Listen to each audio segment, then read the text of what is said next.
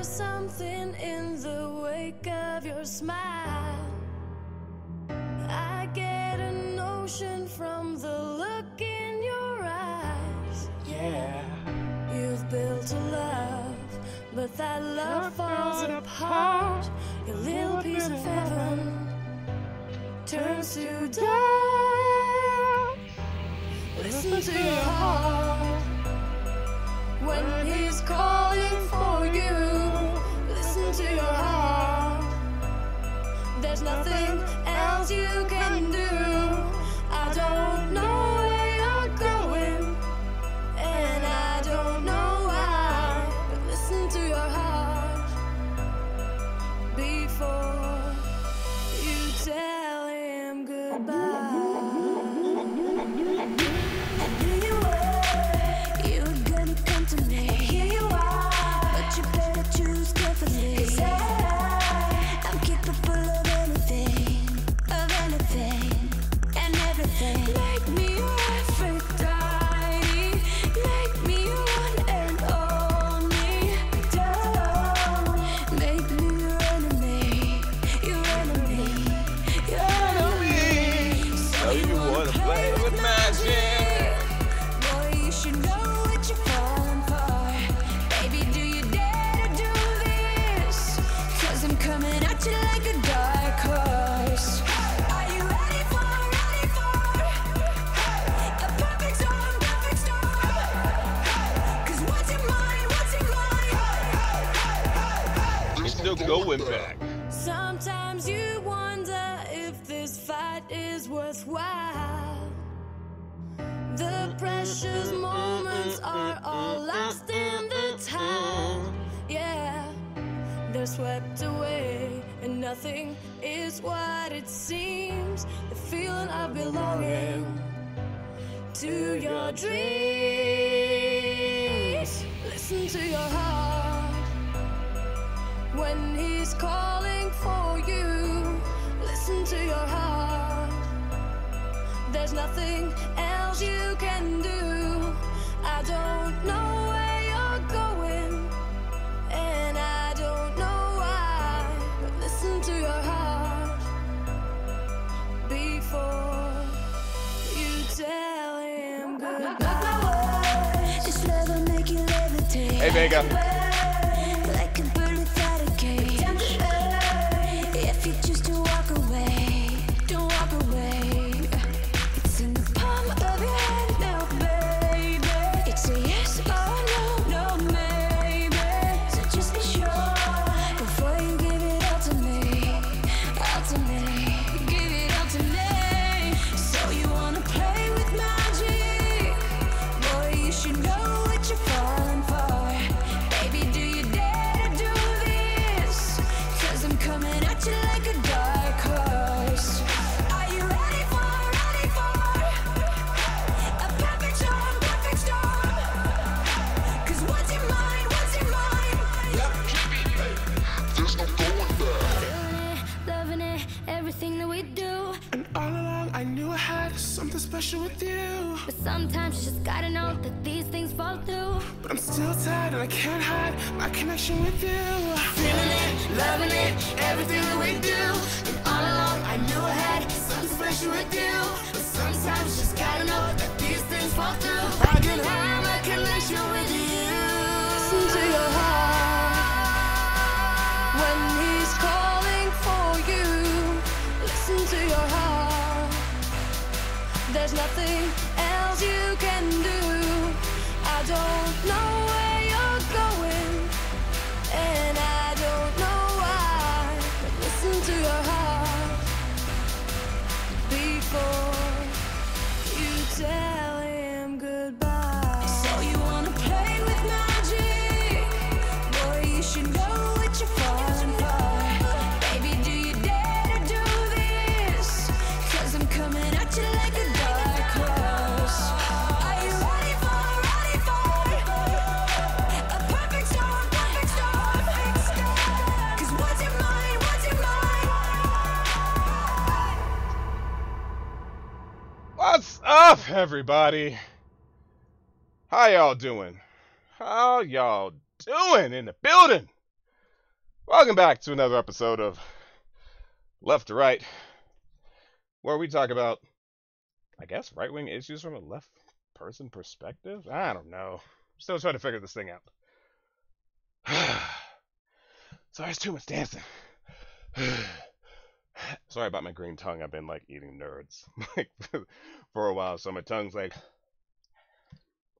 Actually, that shouldn't even come up if my tongue's green, right? It's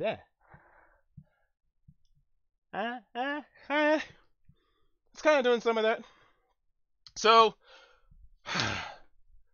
I think it's time we continue our deep dive into the Jussie Smollett story. Because there is some additional information. It seems like every 24 hours, we get a little bit more. And a little bit more and a little bit more. There's a racist parody of Dark Horse on YouTube a while ago. Oh, that's kind of weird. Why would I want to see that? I don't know. Man, my cardio. Okay, I'm okay. I'm really alright. So we got some new information in the Jussie Smollett story. Again, more questions than answers. But I really think that today I want to focus on some little nuances of the story coming from official sources. One thing in particular that came up today is one of the top reporters on the ground in Chicago is Rob Elgas. He's been on this since day one, much like me, but he's on the field. He works for ABC7, and he's been on the story pretty deep. And a friend of mine is telling me about a pretty girl talking to her. But he's been on the story pretty deep. And he's not letting up. And like any good reporter, they seek the truth. They seek the truth. That's all they really want. By the way, today I'm going to invite a couple of you guys to talk to me on Discord. My Discord link is right up there. I rarely use it, so... if anybody wants to talk to me sometime later in the broadcast, I would love to have someone up. But first, let's get to it. What's really shooting out at me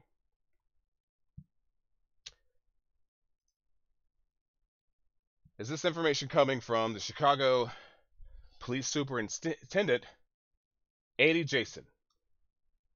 So let's all listen to this together. I don't think we're under any more pressure to solve this one than we are on any case. I mean, all these cases are important to us, but what I can tell you about that is this. Listen, the allegations...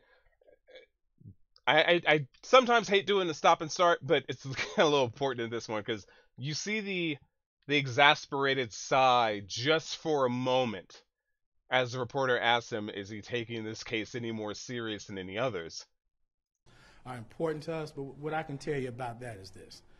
Listen, the allegations as described to us are horrendous. Listen to the wording. The allegations that are described to us are horrendous, which is true.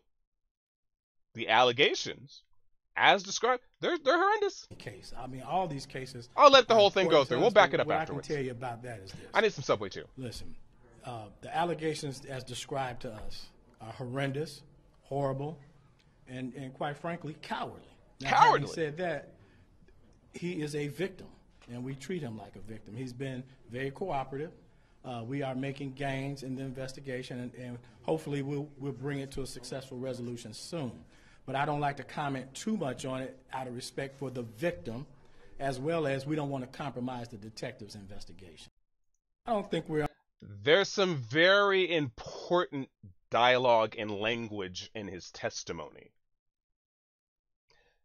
Body language, more than anything, says to me that there's more to this than is going on.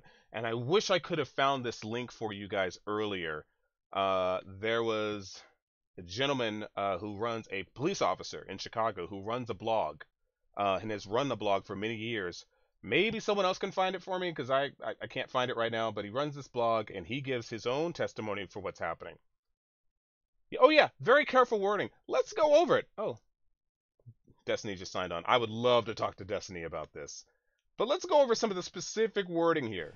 Listen, Look what at I the can tell you sign. about that is this. Listen. The allegations as described to us are horrendous. The allegations as described to us are horrendous. Let's keep going. Horrible, and quite frankly, cowardly. Now, having said that, he is a victim, and we treat him like it. He stumbles on that word. Having said that, he is a victim. He is a victim, One more time. and quite frankly, cowardly. Now, having said that, he is a victim, and we treat him like a victim. He's been very cooperative. We are making gains in the investigation, and hopefully We're making gains in the investigation. I think that's an important word that they're using. Gains in the investigation. They're not flat out saying that we got this guy, or we're gonna bring these people to justice, because that's what I think most people would like to hear right now. That we're bringing them to these horrible actors of this heinous crime. We're gonna bring them to justice. He's not saying that. He's just saying that we're gonna have a conclusion to this investigation. we'll bring it to a successful resolution soon Successful resolution. That's the wording that he uses. in the investigation, and hopefully we'll bring it to a successful resolution soon. Successful resolution, not that we're going to bring these perpetrators to justice, because that's normally what police will say during a press conference. That these horrible people in our city have no business being here, and we need to bring them to justice. He doesn't use that terminology. He's saying we just need to get to a successful resolution to this case. But I don't like to comment too much on it out of respect for the victim. For this, listen to the inflection in his voice. Look at the head nod. He's trying to emphasize his statement about the victim. But I don't like to comment too much on it out of respect for the victim. As well as we don't want to compromise the detective's investigation. I find all that. Yeah, and as I'm looking in the chat room, very cooperative. He didn't want to file a report. This is true. He wanted the police cameras off. This is one of the first things he said. As reported by the police, he wanted them to turn their body cameras off. And he still has yet to turn over his phone records. Now, there's been some confusion. The police chief said specifically that he refused to turn over both his phone and his records. Jussie Smollett has now said that that is not the case, but the police still double down. Like, no, he has not given up his records. Out of respect for the victim, as well as we don't want to compromise the detective's investigation. Here's some more questioning. Okay. All right. He says he's been factual and consistent. Is that true with the police? The fact. Now, the reporter asks, Jussie has said he's been factual and consistent. And they're asking the chief, is that true? Factual and consistent. Is that true with the police? The facts as he knows them, yeah. Like the facts as he knows them. That's what you say to schizophrenics. That's all of this terminology that they're using is what you say to potential schizophrenics when they absolutely believe something's happened to them. And you want to be respectful to their belief and respectful to the condition. But I find that wording far more significant than anything we heard previously. The facts as he knows them. So they're not saying he's lying. They're just saying what he's saying is what he believes. Respect for the victim, as well One as more we time. don't want to compromise the detective's investigation. Okay. All right. He says he's been factual and consistent. Is that true with the police? The facts as he knows them, yeah. Like I said, he's been very cooperative. Our job is to investigate the allegations and bring the individuals in, and that's what we're working towards. So today, we have no reason to think he's not being genuine with us. Okay. Thanks, guys. It's very short. They took one question and got the hell on. Now there's some other information that I think is important. Here's another. He's a NBC7 news reporter. Fox 23 news reporter. This is Rafa Weigel. Chicago police source tells Fox 23 News that Jussie Smollett was seen on surveillance still holding the Subway sandwich when he returned to the building after the alleged attack. Now, for those who have been with me for the last couple days, I've been going over this story. As fantastical as it sounds, they still want me to believe that Jussie Smollett, at 2 in the morning, after him being on social media saying that he was dead tired and wanted to go to sleep around midnight, decided to leave his house at 2 a.m., walks in minus 23-degree weather to Subway to get a sandwich. If anybody knows, your sandwich is going to be frozen by the time you get back. It's not going to be good. Why would you go get a sandwich? A cold sandwich. A cold sandwich. But now they're saying, and if you guys know the details, and we can go through some of them again if some of you are unfamiliar, they say 12 detectives and an undisclosed number of FBI agents have gone over hundreds of hours of footage. And only during the time frame of the time when he left the house, they only see Jussie Smollett.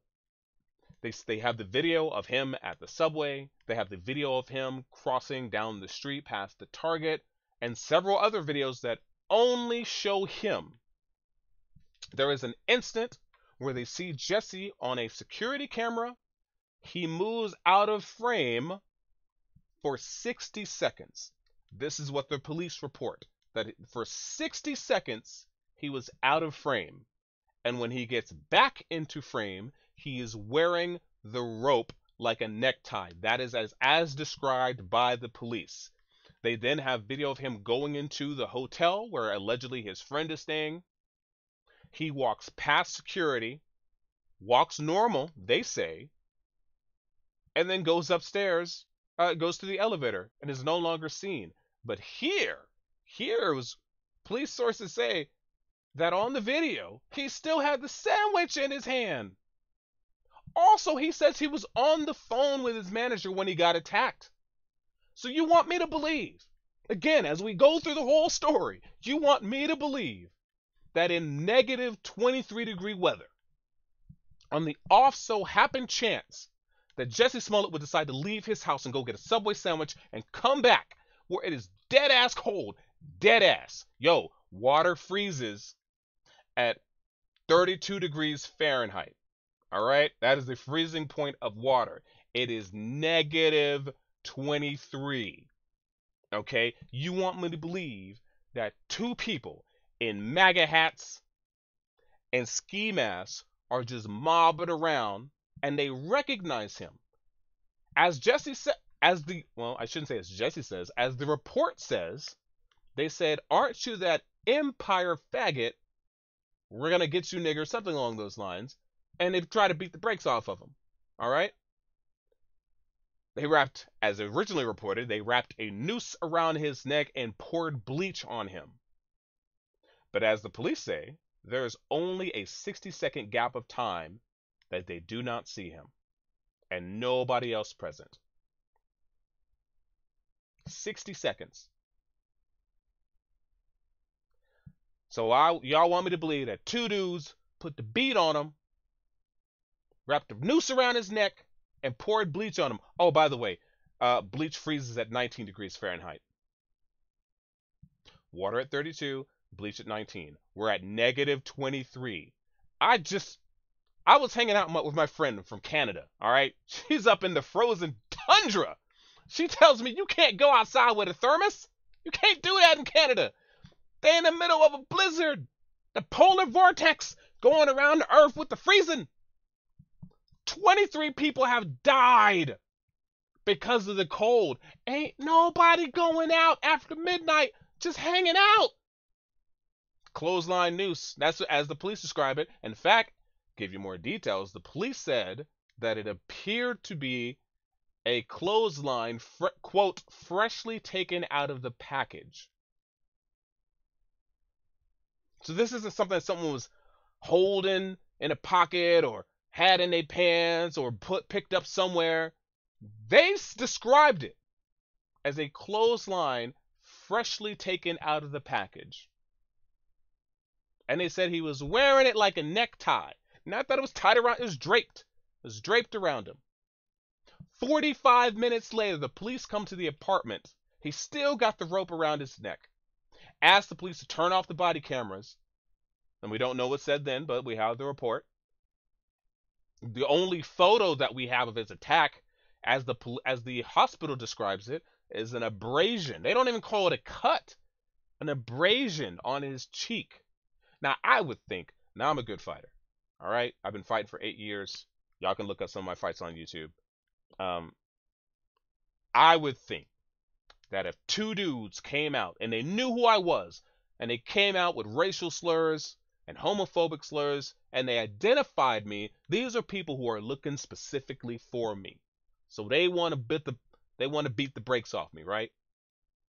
I'm not going down like no punk. All right? I'm fighting. I'm throwing the hands and everything else. As good as a fighter I am, I don't think that I could go up against two people who clearly have focused on me. Not some random attack, not somebody who just wants to smack me around or try to steal something from me. They have clearly focused on me. I think I'm at least going to have some additional bruising. All right? A black eye. Definitely more than a cut here. And they didn't steal his phone. They didn't take his wallet, didn't take his phone. He said he's still on it. And he still got the subway in his hand. Come on. Ain't nobody dumb. Ain't nobody dumb. You have to be a hardcore racist to go out of that kind of weather looking to lynch people. Real talk. Real talk. Phony Rapper says, one thing I worry about is that his high celebrity profile might influence police and media to not come out with the evidence that makes him look bad. That is highly possible. Because imagine the backlash that they would get. Well, this isn't the first time. I mean, we went the other day. We went through a number of hate crime hoaxes that have happened over the years. I mean, Al Sharpton was involved in one. With Tanya, what's her name? That was a big one back in the day. I'm not buying it. I'm not buying it. And here's the thing, y'all. Like, I know people gonna shit on me a lot for saying this. I want to believe it. I really do. I really would like to believe that some racist ass people ran up to Juana Broadley. Yeah. I don't know the details of that story very well. We can look it up if you guys want. But the gist that I heard is, Al Sharpton was championing that case, and it turned out to all be of nothing. But as I'm saying, I would actually like this to be true. Only because Jussie Smollett's career, his activism work, and several other endeavors that he's in are very positive. Very positive to his community, positive to the black community, positive in Hollywood. I'm all for diversity and just, giving people opportunity out there. My fear is that if this is indeed fake, and then a real incident happens at a later date, they're instantly not going to want to believe this person. These fake incidents make it hard for everybody out there. And it's not fair. It's not fair to real victims out there. And I'm not saying that he's not a real victim, but how much are the libs paying me? Be honest. I ain't got my liberal check yet. I'm waiting on it. I'm waiting on my Soros check. I keep saying it's in the mail, but George Soros ain't cut me check off yet. And I'm here. Yo, George Soros, hook me up, man. Hit me up with the money. I don't know why you being stingy with it, but I ain't got it yet. Help a brother out. I got student loans to pay. Car note due. Yo, Soros, where you at, though? Where you at, though? The boy who cried wolf. And yo, I'm not the only one who's skeptical. All right, there's a lot of major publications, and I'm not talking about far right-wing publications. There are a lot of real publications out there that are trying to get the details. Let's go with the National Review. The Curious Case of Jussie Smollett. We can read this, or we can at least go through this episode. 3 days after the alleged attack, it is not clear what happened. Here's what we're hoping to find out. The case of openly gay television actor who has alleged that he was beaten up by racist, homophobic Trump fans late Monday night, early Tuesday morning at 2 a.m. grows more curious by the hour. 3 days later, it is not clear that an attack even took place, and Jussie Smollett's behavior has been odd. The curious case of Benjamin Button, kind of. But if it, and even Chicago PD is saying, well, they're not saying it's suspect, but if for nothing else, I just don't see how you can have 12 detectives and a number of FBI agents on this case going over, as they describe, hundreds of hours of footage, and there's only a 60-second time period where they lose track of Jussie Smollett. 60 seconds.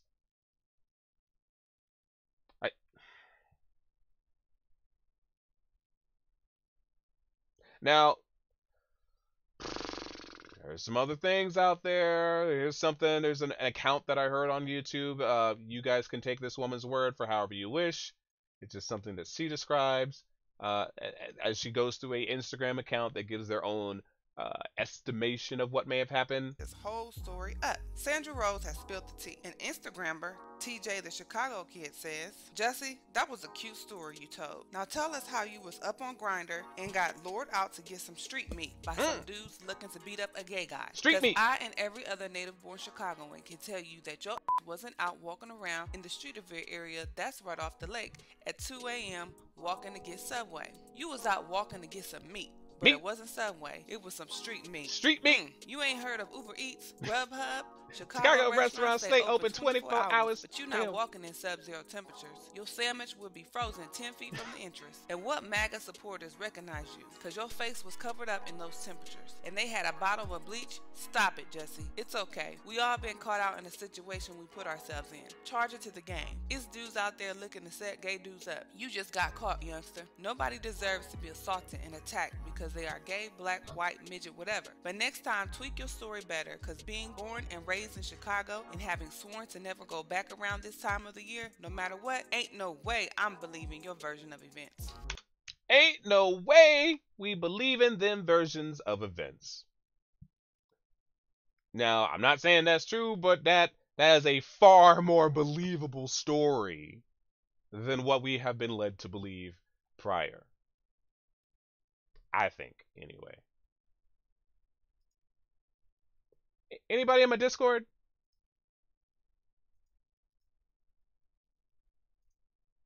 I don't even know if that's the right link. To be totally honest, I don't even know if that's the right link on my Discord.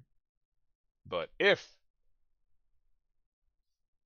indeed that's the right link, I'm sitting in my 1v1 room with the audio on. So did he get attacked? Did he die or get attacked? Allegedly he got attacked. And we say allegedly because we have no evidence whatsoever if indeed he's been attacked yet.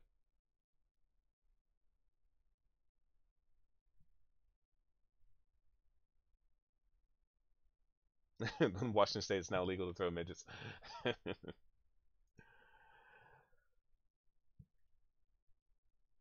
But here's another one from the Gateway Pundit. I think this is more of a right-leaning site. Hate hoax. Jussie Smollett story falls apart. Person of entrance were walking away, not in the area, and Jussie was carrying sandwich when he returned home.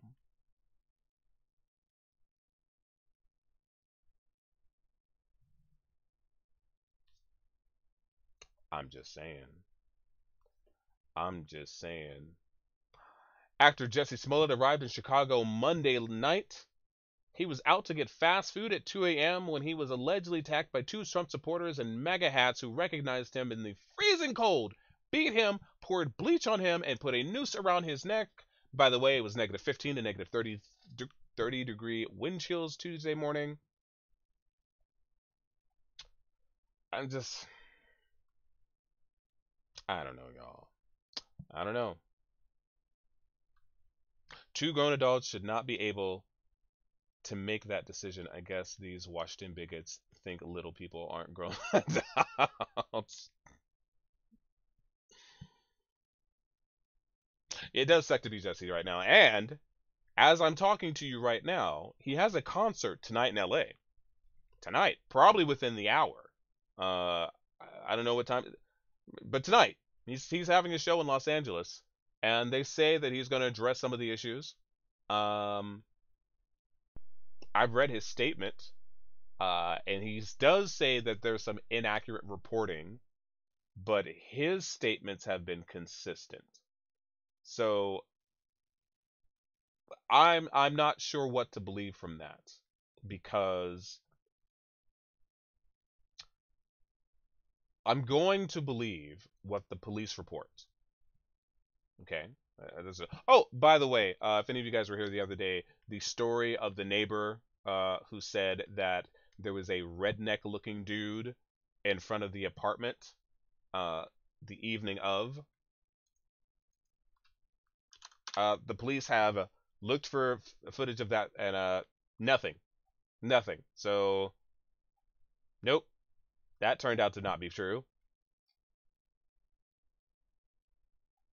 Let me see if I can find that article. I wasn't ready to discuss that one.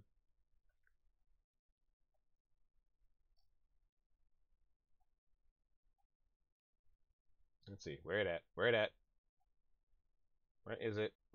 Yeah, okay. Tekashi snitching. We know about that one.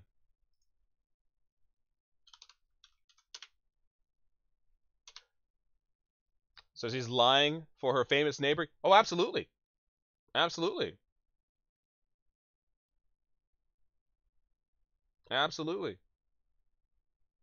Where is that story? TMZ had it up here. Did they delete it? Did they delete that story?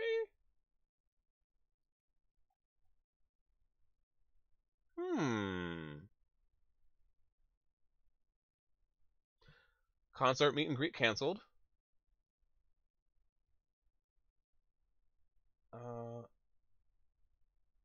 Jussie reacts to attack. Rope on negative surveillance vid. Person of interest. Oh wow! Did they delete that story? I did. Did I tweet it? Yeah, I think I did. Jussie Smollett concert meet and greet canceled over security concerns. Ain't nobody after him, y'all. Ain't nobody after him. It's just not gonna happen. Let me check my Twitter.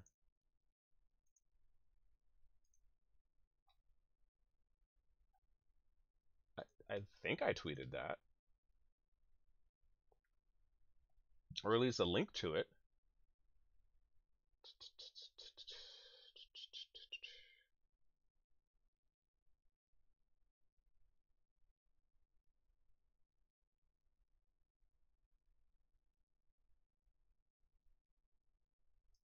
Is this it?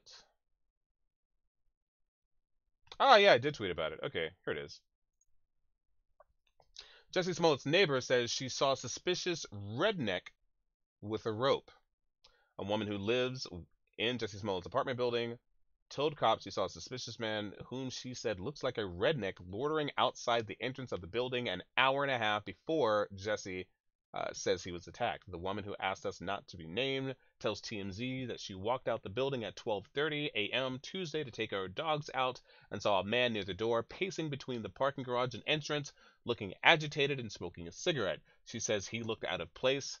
He was a white man with scruff on his face, wearing a blue winter beanie, a blue zip-up sweatshirt with a hood, blue jeans that were too short, exposing a thick gray hunting socks with camel-colored dress shoes. Those are an extremely detailed description of someone that you don't talk about until 4 days later. She says she noticed what looked like a rope or a clothesline protruding from the bottom of his sweatshirt. Yeah, those are called drawstrings. You know, they have those on hoodies. Drawstrings. Life is too short.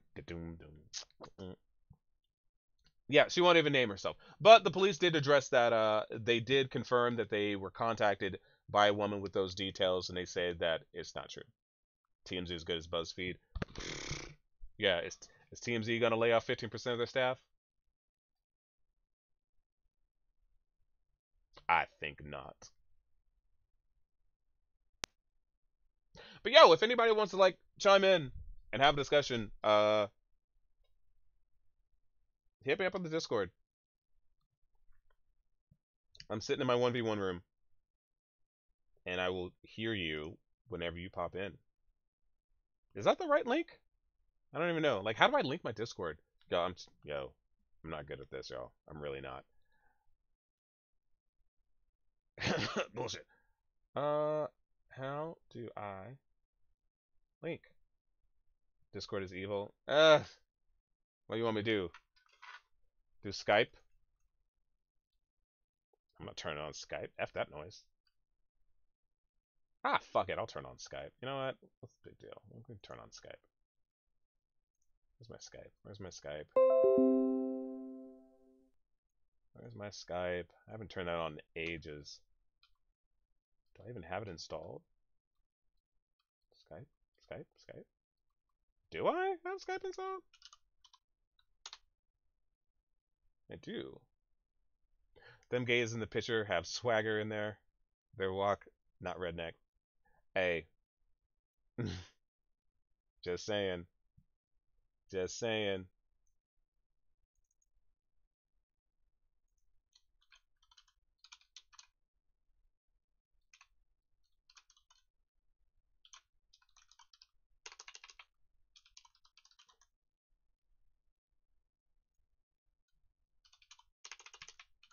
God, I have not used Skype in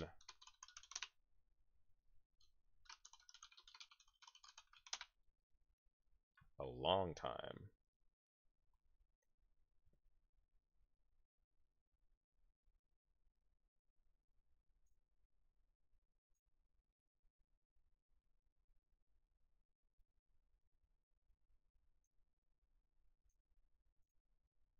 Skype would like to access my camera. Yeah, not right now.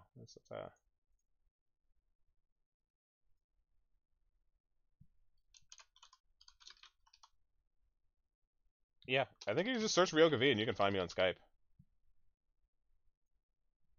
If you guys are into that sort of thing. I don't know.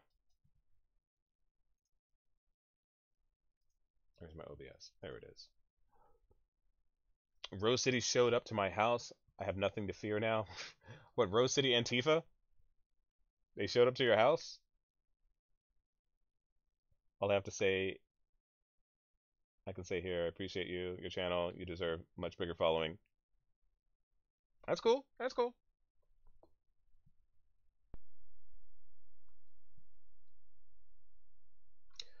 But yo, liking your outfit, although nowadays it might be dangerous to wear that out in public. What? Wear a Black Panther hoodie, Black Panther shirt, Black Panther hat? Think that's dangerous to walk out in public with? I think that shows I'm a badass. Wakanda forever! No, actually, I just bought this hat yesterday. I'm loving this hat. Like, I'm really, really, really, really liking this hat. Like, I don't wear flat caps. Like, most of my shit's like cabbie hats and shit, and newsboy hats. This is, yo, I feel like a G in this hat, man. Like, this emblem, it's metal. Yo, peep the hat, yo.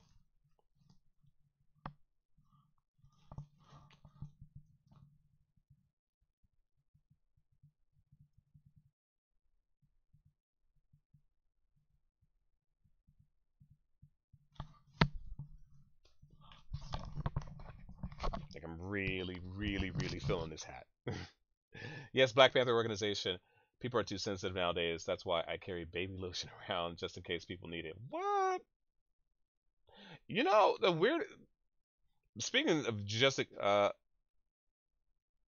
you see my head, you ain't like Tim Pool. Always thought you were hiding a bald head. I mean, I am. I'm going bald someday. Someday. Honestly, like I wouldn't even mind. Like if all my shit just like dried up and fell off, like I'd be okay with that. Yeah, yeah, post a link if you want. That's cool. And there's another element to the story that I find interesting. Um, and this is just anecdotal, but I've noticed the vast, vast majority of people who are not buying this story are African Americans.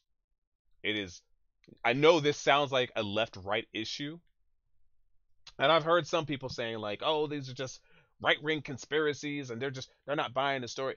Yo, the vast majority of people who aren't buying this are all black folk. Like, you look throughout Twitter, it's if you believe their avatars and stuff, it's mostly black folk that ain't buying this story. I look like Tech. Oh, dude, tons of people told me I look like Tech Nine, and I've never met him. I've had every opportunity. I have a number of opportunities to meet Tech Nine, and I think I only know one of his songs.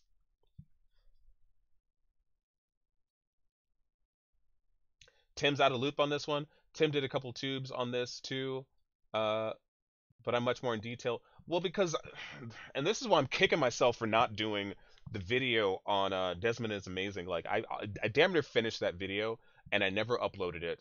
Um, because I don't do stories unless I am absolutely 100% thorough. And then maybe because like I'm not doing this for money, So if I were, if I was making a living off of YouTube, it's all about getting content out there very quickly, short content, like just enough so it's monetizable, just enough so the audience can see it.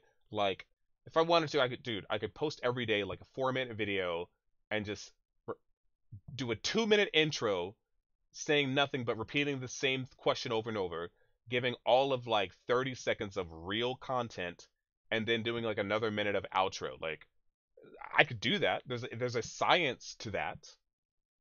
It's a very lucrative and money making thing, but I don't. My integrity is too high to go that route.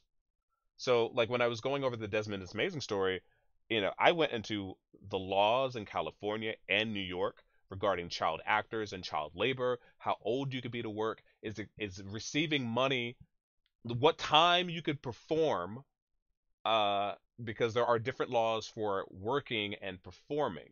And then the question comes into if accepting money while you're performing is considered work.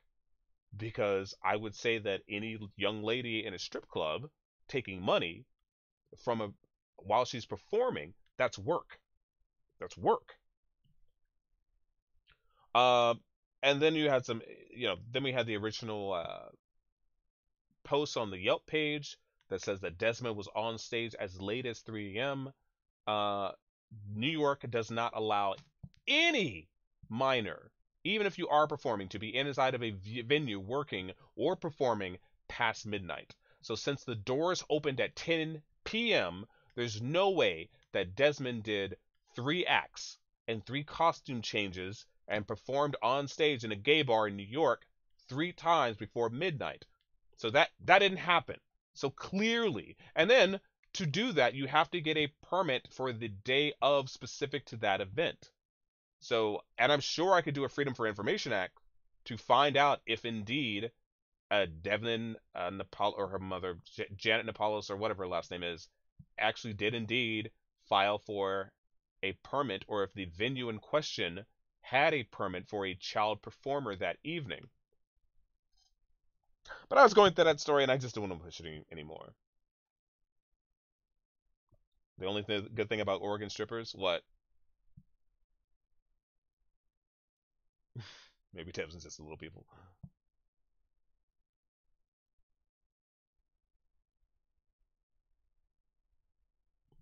Well, see, okay, I'm glad you said that. You don't want to cast shade on Tim, and you love his work, even when you disagree what he's saying. But it doesn't sound like he gives a shit about the story.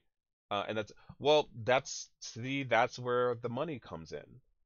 Because if I was going to do this full time, I would have to come out with I would have to, every day, I would have to give you information and have an opinion on a story that I might not give a fuck about. But that's the way the metrics work. You got to put shit out every day. And then you start see, this is, I know I got shit on by Destiny when I told him that I'm a left-leaning liberal centrist, and everyone in his community is like, no, you're right-wing, you support Trump. I've never said I supported Trump. The truth is, I don't really care much about his presidency. Like, it doesn't totally impact me. But I understand that if I was going to do a video series, like a daily blogging type of thing, and like do these deep dives into stories, like there's going to be days where like stuff comes out and I don't really, either I don't have a strong opinion, or my opinions are like, bridled in like my own version of ideology. So let's say over time I start getting a more right-leaning audience, okay? And then let's say for consistently I start tackling right-wing issues, and then all of a sudden some story about, I don't know, uh, unarmed black man, police shooting on video where it's really, really suspect and stuff, and I take the side of the black man getting shot by the cops. Well, now I've divided my audience. So now my right-leaning friends are like, oh, you're just supporting, you're supporting a guy because he's black. Not necessarily. Possibly, But then my own experiences starts to come in. Or some story about abortion comes in, and I might be pro-life, or pro-choice on that particular issue. And then my right-leaning friends were like, I thought you were conservative. What do you mean you're like pro-choice? You want babies to die in the womb? And then I lose my audience. And then when I do right-leaning issues, my liberal progressive audience are like, oh, you're just buying into the white man's propaganda. So for a person like me, it would never work. It would never work if I did like a daily blog. It's so much better that every now and then a story comes out and I take an interest in it. Build a wall around Jess, problem solved. Who's Jess? Jess who? Jesse Cruz? Destiny, disregard him. He's not as bright as you think he is. He's a walking logic fallacy. I don't know the guy. Like, my community just kept telling me like I needed to talk to him. What we did on tape, on film, that whole debate, I had no idea what I was getting into. And I told him, like, before, like, we went on, I told him in an email, like, I don't know anything about you. I don't know anything about your politics or what you do, but my community says I should talk to you. And I told him a little bit about some of the events that I've gone to. And I gave him some suggestions, but we had nothing planned. Like, I went in there raw. If I were to debate him again, I would... Well, my goal isn't to bury people, but, like, if we were to debate again, I would own him. It depends on the subject, and a lot of people saying that, like, oh, he's being wishy-washy, he doesn't have a strong opinion about anything. Well, one, we had a lot of topics that we discussed that I legit did not have a strong opinion on. Like, he's the one that brought up voter ID laws. Deep down, I don't give a fuck about voter ID laws. I understand that, yes, there are places in America where, like, they're making it very difficult for, like, African Americans to vote. But that shit is in, like, Nantucket, Virginia, or some other place like that, where it's already, like, highly, right-leaning anyway, or, like, highly Republican. Voting, we will never, and I'm gonna say this with some level of certainty, like, we in America will never have a fair voting system. It isn't fair. It is not fair for a number of reasons. One, we don't make it fair. People don't vote. Politicians go out of their way to convince people not to vote. Often, there's a lot of money in politics. Sometimes it comes down to, like, who's got deeper pockets. Well, how do you get deep pockets? You get money from deep pocket players. Who are the deep pocket players? The gun lobby, medical industry, cigarette lobby, insurance lobbyists. All them people. They're paying off everybody. Democrat and Republican alike. That's the only way that shit happens. There is no nobility in that. You got a politician who comes out there and is like, oh, we need to go after the millionaires and billionaires. That's what they say to the people. Then they turn right back around with a handout. Get money from Philip Morris, Chevron, Toyota, Mazda, Ford, all them people.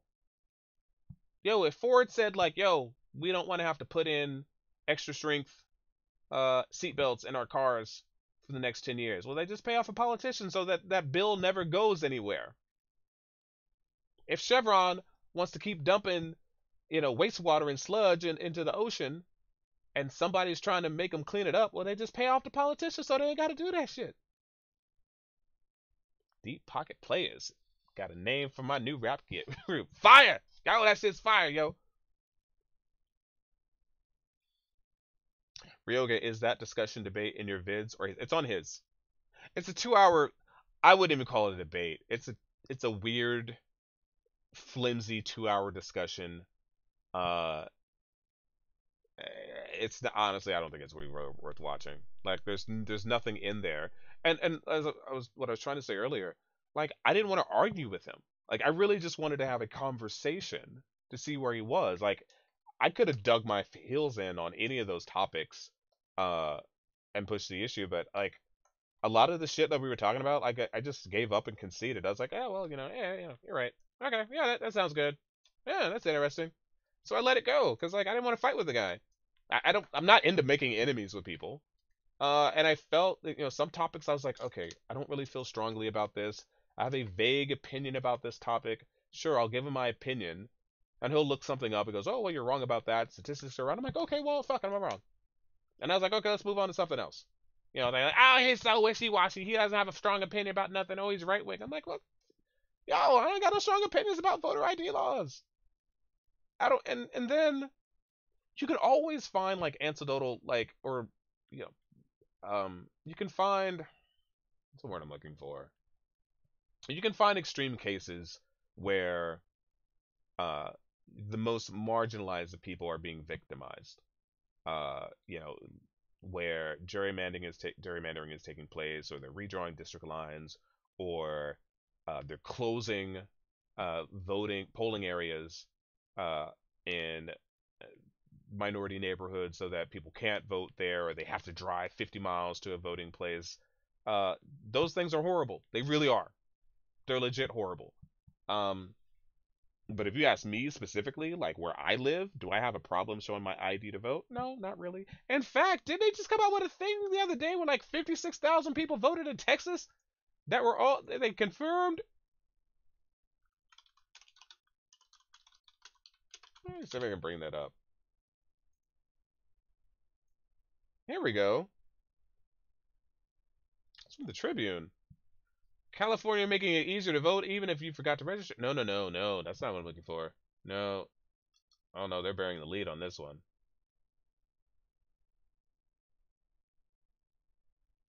Where is it at? No, 56,000. Wasn't that the number? Oh, I spelled that wrong.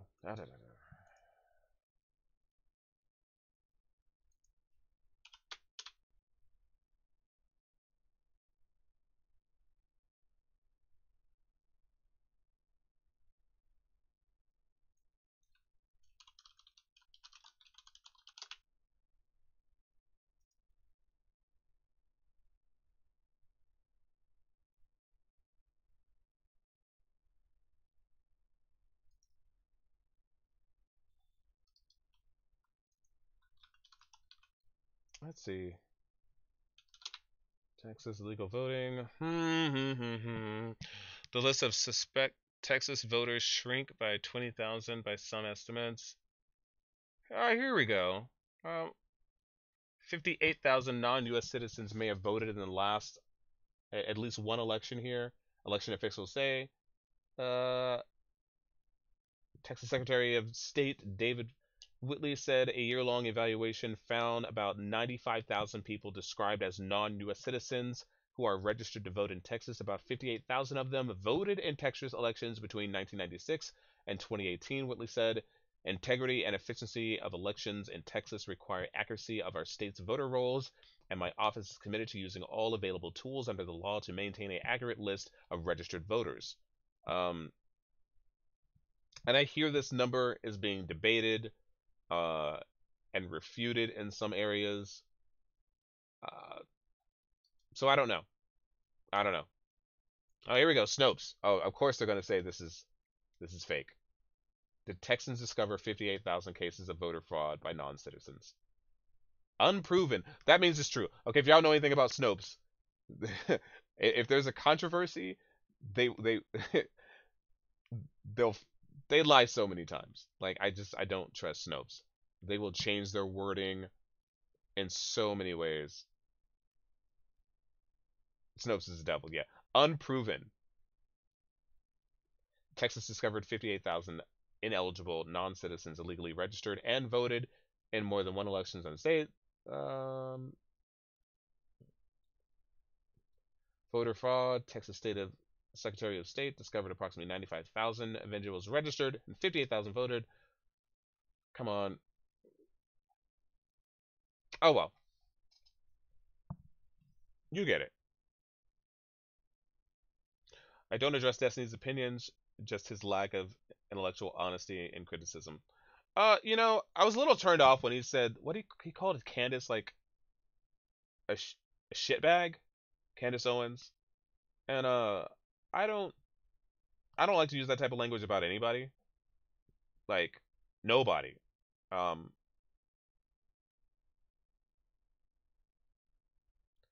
they like Indian drummer didn't say he was a Vietnam vet. Oh yeah, and the video's right there. It goes, I'm a Vietnam vet. Uh, God, what's his name? Phillips, Nathan Phillips. Yeah, they did a Snopes thing where it says unproven. Nathan Phillips didn't say he was a Vietnam vet. Like, no, we have the video right there where Nathan Phillips says I was a Vietnam vet. So how can you say unproven? Fuck that shit, man. Verdict unproven. No, he said it.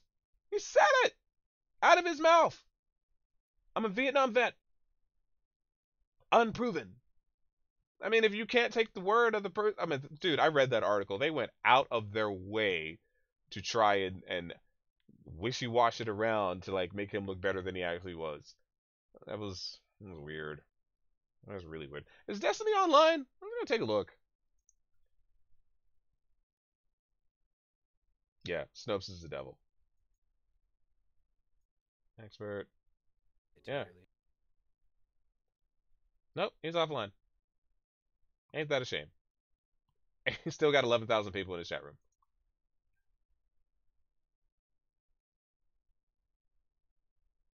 That's fucked up. 11,000. He's not even on. There's like 11,000 people just sitting around. I will never be that popular. Never. Never, never, never, never, never, never, never.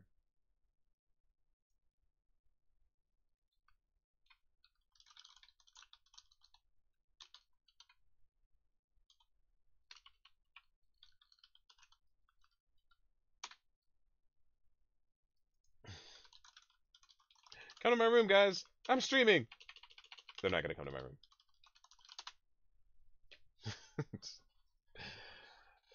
Oh, hey, what's 10,000 bits? Was that translated into? Like $100?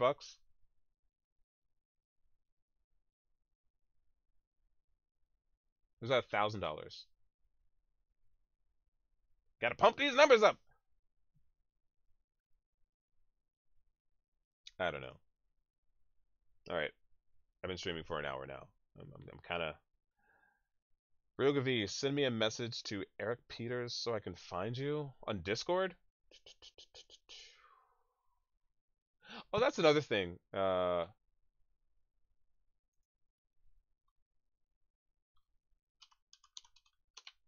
you should be able to find me just using Ryoga V.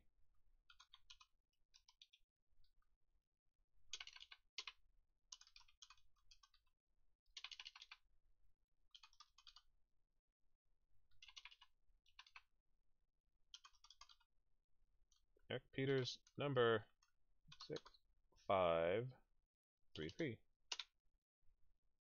Nope.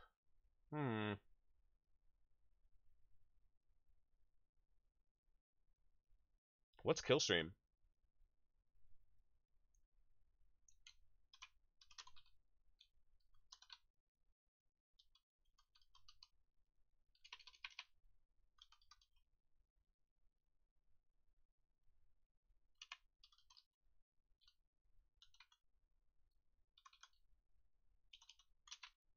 Nope.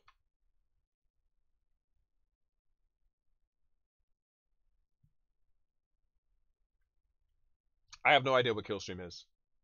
Should I look this up? Should I YouTube this?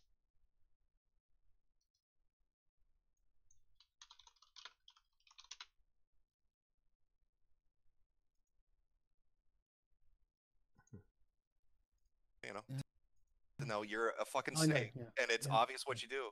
Yeah. But you're better than me, so that's okay. Well, I'm not the one contacting the Wall Street Journal after making a video defending PewDiePie. I guess you you are just the one wanted those screaming, I'm clicks. better than you. You just wanted those Disease. clicks and those views and the money, huh? You don't really Yeah. believe in shit. You just want to make money. Jim, You it's know all what you about- are. I tell you You what, know what Jim, you are, Carl. when You're I just get a whore. your channel taken down, I'm just going a to make whore. such a You're just- fucking funny video. Hey, why don't you make some I'm going to t-shirts? dance on your grave, Jim. Awesome. Why don't you make You some want that t-shirts hoodie? like you did in Gamergate? Remember when you monetized that with your shitty I was actually Gamergate thinking about getting Mr. Metzger t-shirts. I think Were they'd be ya? quite popular. Yeah, do you think Well, you that's should right? talk to the artist, the one who owns the copyright. Yeah, maybe I will. Good luck, idiot. Maybe I'll just do it and hope they see Like- it. PewDiePie covers Wall Street Journal kills kids. Sargon explodes as a collaborator. Is that who With he's that talking to? fucking gay ass Sargon? Pakistan shirt you wore to Uh-oh. fucking Someone else made Joe that. Rogan. Is this the kill stream? Is this what you guys were talking about?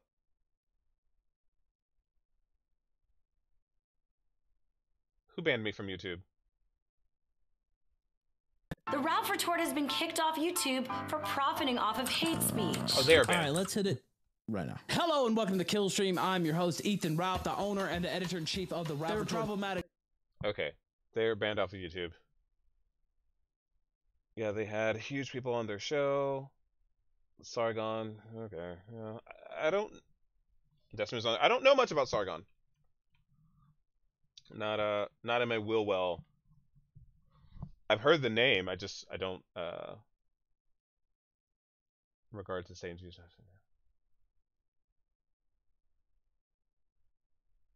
The kill stream makes me sad. Are they on Twitch still?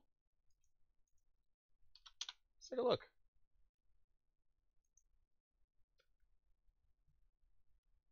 Drama, news, politics, and rotating cast of the best guests online. Could be fun.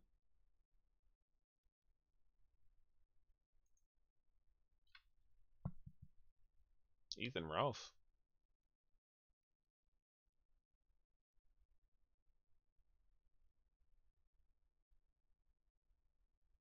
Oh, well. So, Margaret Cho, Tara, Candace, Very Fake News, Lauren, all of them follow. Okay, let me tell you about Margaret Cho. I like Margaret Cho a lot. A lot. Oh, by the way, Margaret Cho was the poodle on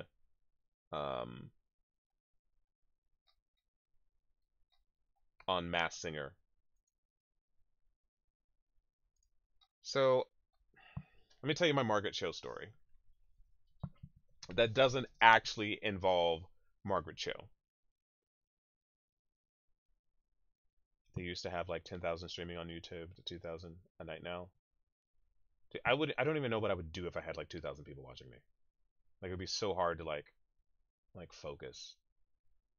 Like my entire like everything would have to like change. But like I'm not here for like numbers. Like I like this. Like honestly, I'm totally fine with like just 10 people watching. I don't have a problem with that. So, my Margaret Cho story. One night, I'm on my way to LA, and I forgot what I was doing. I might have had a gig, or I was filming some. I think I was filming a commercial or something. It might have been one of my Ninja Warrior weekends, or something I was doing. And at the last minute, while I was getting ready to leave, my ex-girlfriend at the time, Asia, and Asia is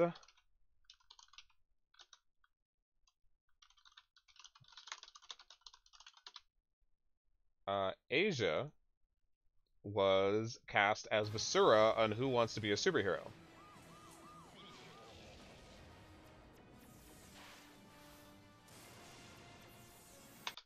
That's Trish, by the way.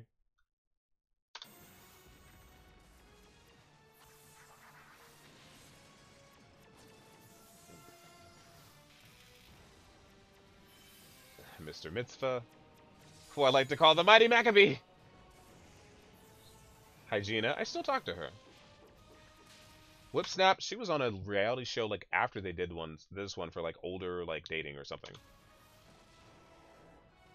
And that's my ex, Basura. Her boobs are not that big. Diffuser, who originally was named Takedown. Yeah, that's the intro of that. Where is... Isn't there like another thing? Oh, here's a minute of her. Let's take a look at this. Excuse me. Super burp. Got all kinds of people watching you. Got kids looking up to you. Gotta be... Kick some butt and there's gonna be no messing around. B-E-E-Z-O-U-R. Let's have it to 3,000. Technology, but as you can see... The superhero without a super costume is just a person in other people's eyes. I felt really exposed. Heroes in. Excelsior. 3. I'd like to have Oh, this show was so cringe back in the day. You can summon them to fight evil at a moment's notice.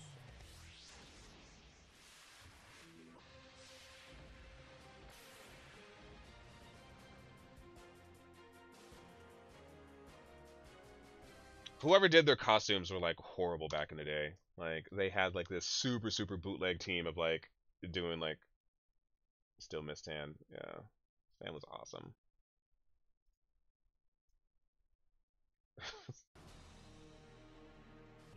You had your first confrontation, but not necessarily. Oh well. Yeah. So I was on my way to LA. Asia calls me up. She's like, I need to go to LA too. I was like, okay, get in the goddamn car. Let's go. So we drive down.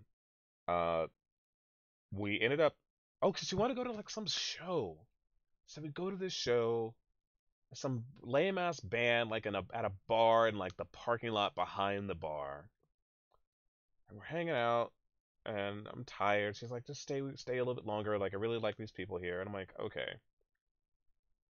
And I end up talking to this girl, who I ended up being like really into. And they were like, yeah, we're going to like this party. You want to come with us? I'm like, yeah, sure. And we go to Margaret Cho's house. And the first thing I saw when I got into Margaret Cho's house is she has a giant, like 70-inch by like 50-inch mural of her on the back of a dragon naked. That's above her bed, and her bed is like actually as soon as you walk through the door, her bed's there. It's like the door opens to her bedroom, if I remember correctly. So I remember seeing that big ass mural, and then like to the left, like she has a lot of old timey abortion tools, like forceps and like not okay, wait, not abortion, like a lot of like old early century birthing tools or things that they would use to train people like how to birth a baby or how to abort a baby or how to like deliver a baby. She had like this really old leather fetus, I think.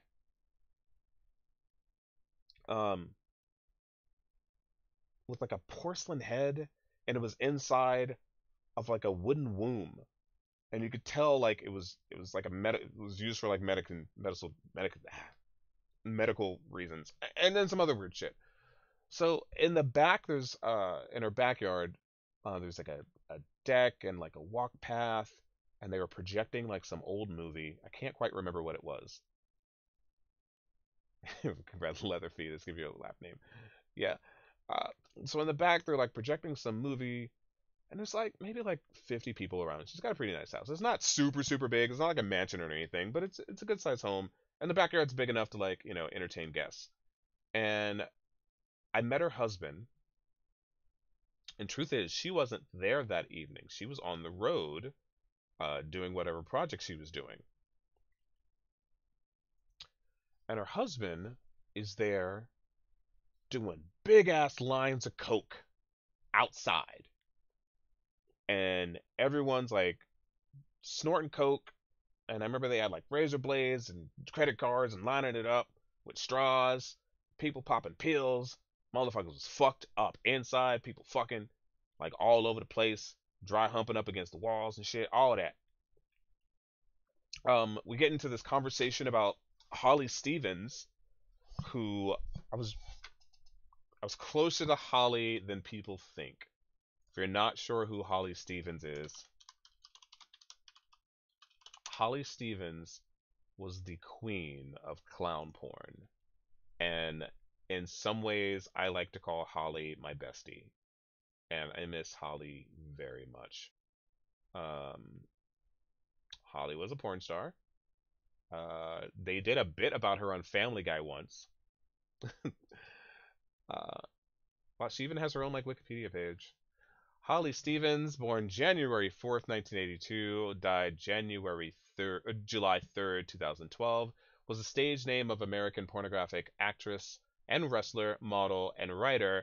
She was considered the pioneer of the porn genre known as clown porn, which features actors in clown makeup. She debuted in 2000 as a feature dancer with the name DePaul Hollywood. That's rangy shit. In 2011, she was diagnosed with breast cancer, and in August 2011 underwent the mastectomy. In June 2012, she married her partner, comedian actor Eric Cash. That same month, it was revealed her cancer had metastasis. I miss Holly. She died of cancer July 3rd, 2012 in San Francisco. Holly was awesome and brilliant and just downright amazing. Oh, here's her old Flickr.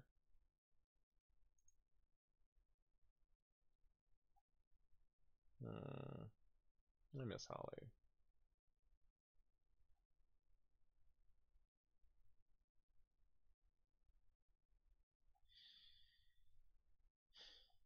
Sorry guys, I'm having a moment.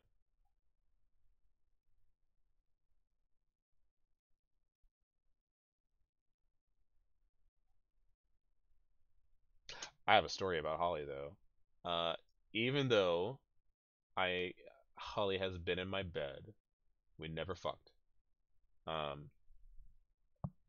Because I liked Holly a lot, like as a person, and I didn't want to be. Wait, someone sent me a link. What do you send me a link to? Do I want to look at this? Oh, it's just not showing the. Okay. Holly. So we worked an event together. Actually, no. Let me tell you about the first time. Oh God, I'm missing the whole like Margaret show story. But let me tell you the first time I met Holly Stevens. Shatter, who is a DJ in the San Francisco Bay Area, does like industrial goth parties and stuff. Shatter needed a body, like a physical body, for an anti-Valentine's Day party. And I knew of Holly's work prior to this. And he's like, yeah, I need someone to be a naked sushi platter. And I was like, and at the time, like I was really, really skittish about like showing my body around people. He's like, dude, like I'm not even gay, but like you're fucking hot, bro. Like you're fucking fit as fuck. Like, dude, just do this for me. And it's like, all right, fine. And at the time, I had these huge, red dreads, really thick. Like each one was like an inch thick, maybe like 2 inches, and they're all over my head, just draped down to here. And I said, okay. He goes, yeah, I'll team you up with another girl. So for the men and the ladies. I said, okay, fine. So I get there, I get undressed, I'm stark ass naked, laying on a table as they start putting like sushi and caviar like my belly button and like other places. Uh, Hold on.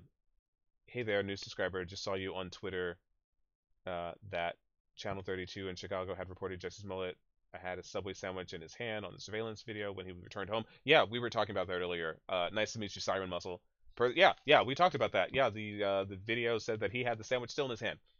We've moved on that from a little bit. Trust me, we're gonna get back into that conversation soon. Let me tell you about. Okay, so I'm naked on this table. Actually, less a table and more of a like the counter area of the club. We're at the End Up in San Francisco. If you guys want to know anything about the End Up, yo, just look it up. The End Up is awesome. Kind of weird. And then comes in Holly, and Holly lays. I'm laid out, and then Holly lays the other direction with her head like right here. So we're kind of glancing over at each other. I'm like, she's like, "Hi, I'm Holly." I was like, "I know who you are." She's like, "Who are you?" I'm like, "I'm Ryoga." I was like, "Well, nice to meet you." And so the event goes, and people eat off of us the entire night. Holly and I shared phone numbers and stuff, and like we ended up hanging out a bunch of. But I remember one thing I really remember about that night is I ended up getting dressed, and Shatter's like, "Hey, go dance."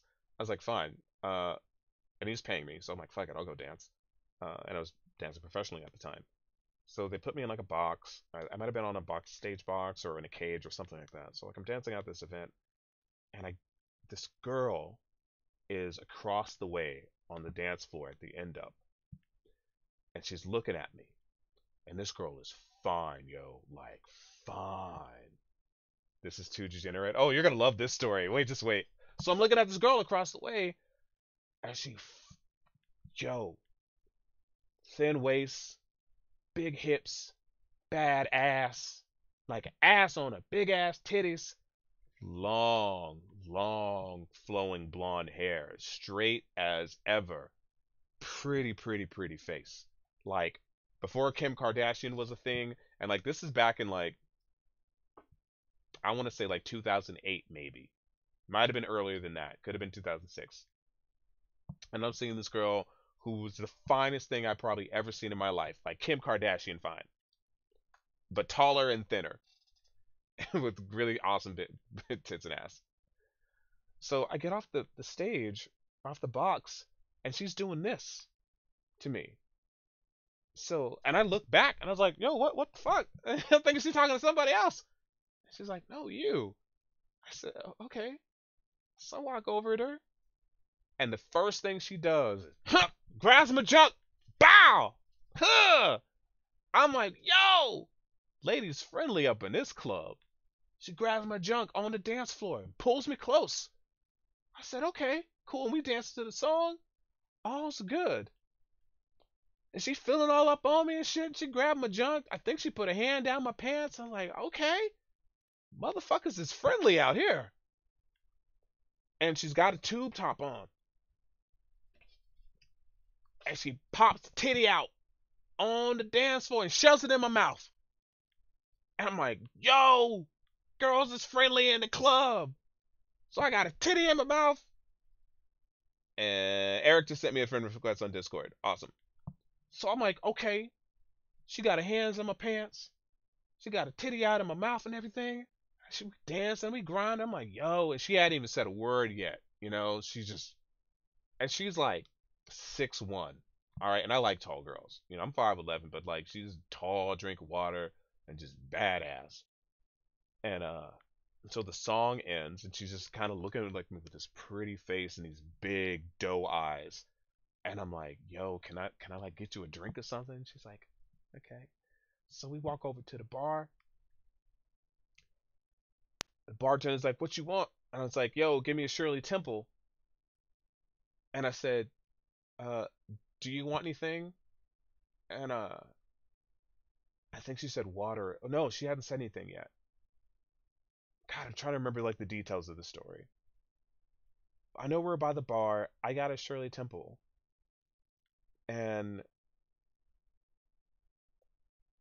or I might have like asked her name. I was like, hey, I'm Ryoga, like, what's your name? And she's like, are you open-minded? I'm like, oh, damn! Oh, there's a deep-ass man voice come out like, are you open-minded? Ah! Like, oh, fuck. Finest girl I've probably ever seen at that point in time in all of San Francisco ended up being a man.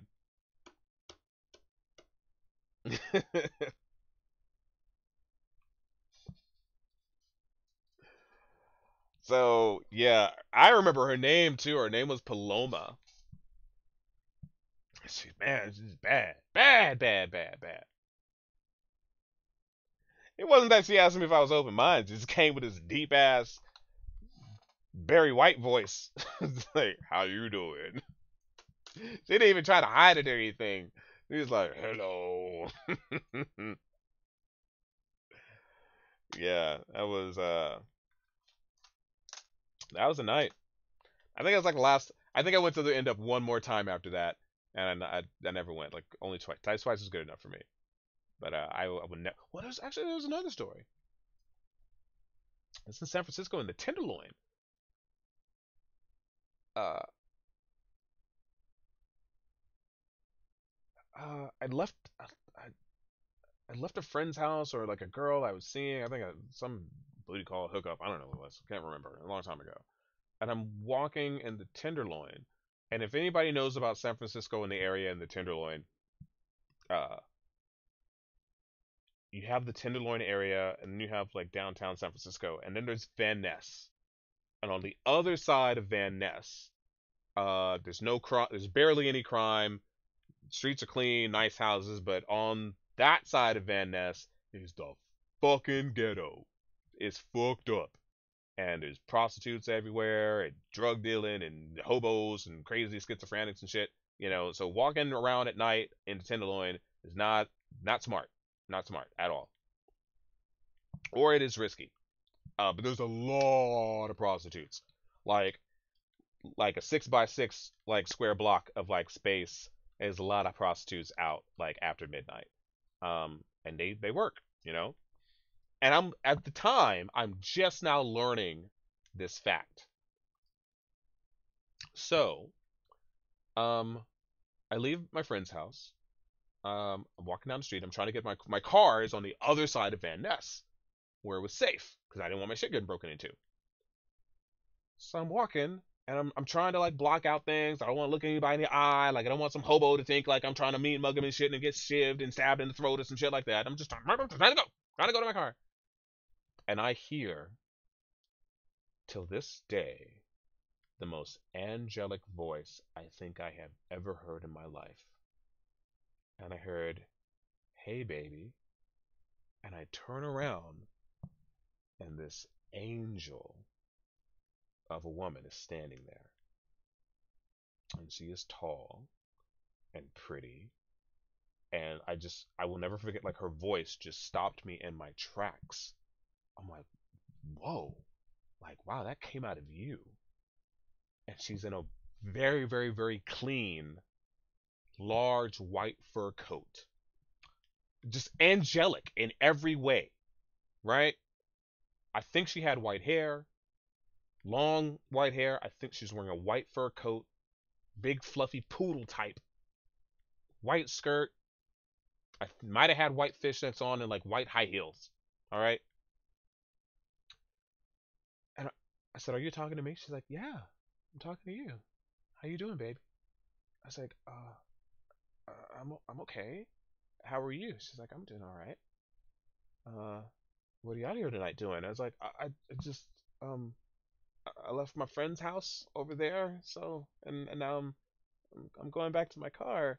She's like, "Oh, that's too bad. Maybe you should like hang out with me." And I was like, we could do that, sure. I'm totally down to hang out with you."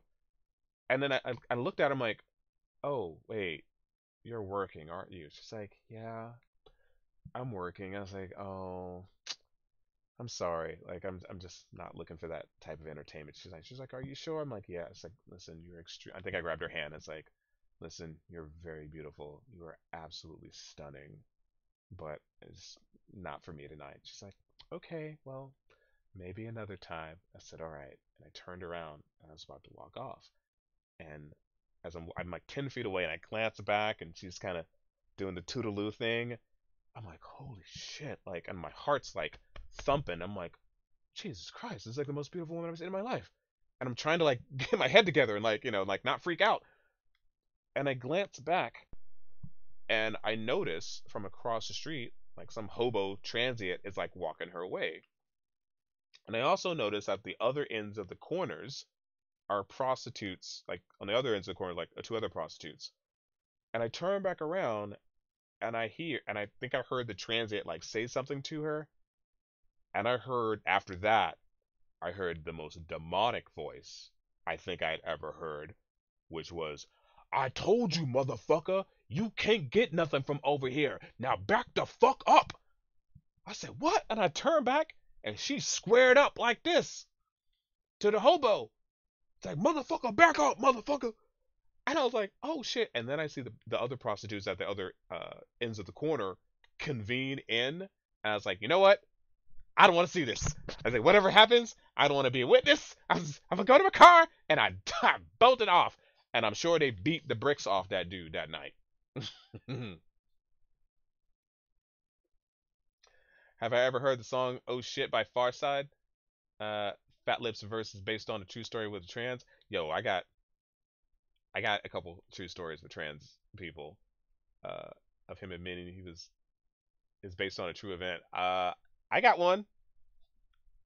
I don't tell it often. I've told it. Actually, no wait, I did tell it. Yo, it's on my YouTube. I mean, type 1 in the chat if you want me to bring up a YouTube video of me talking about the time that I got caught with a trans woman. If more than 6 people type 1, I'll bring up that video. Okay, fuck it.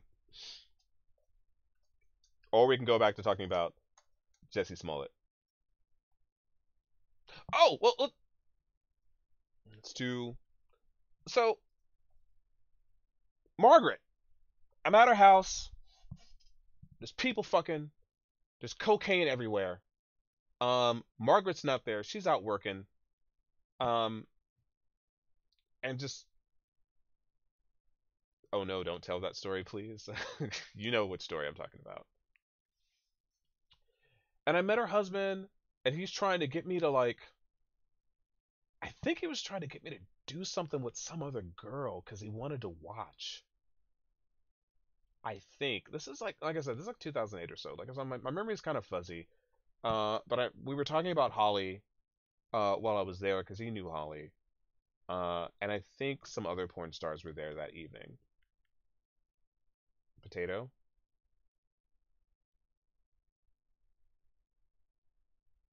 What potato? My video? My kilobytes are good. My audio is good. Are we all good? Everything okay? Anyway, so a year later, I'm at one of Margaret Cho's shows in San Jose. It might have been maybe 2 years later. And in her set, she's talking about her husband and how they got divorced. And she's like, the reason I got divorced from my husband is while I was away, it's called me Sweet Like a Potato. While I was away, he would have these raging parties with drugs and hookers and prostitutes and stuff, and like would invite all these strangers to my house. And I'm sitting, in the audience listening to Margaret Cho tell the story about her husband was like stealing her money, using her place for like drug-fueled parties and shit. I'm like, oh my god, I have been to your house and like rifled through your things, and like I've been to these drug-fueled parties at your house, Margaret Cho, and I felt so fucking shitty. And oh, guys, look, if you notice here, Margaret Cho does follow me on Twitter. So that's I like Margaret a lot. I regret she, a couple years ago she did this thing in San Francisco where she was playing on Hate Street. Just her and her guitar raising money for something and like doing comedy just like out in the street and I always thought she was too big a caliber of an actress and a performer to like do something like so low key, but she's not. Like she's really sweet and humble, and I'm glad like she's still out there like doing her thing. I'm surprised that she follows Ethan Ralph. She's really in a loop. No, Margaret shows good people, man. Like I really like Margaret.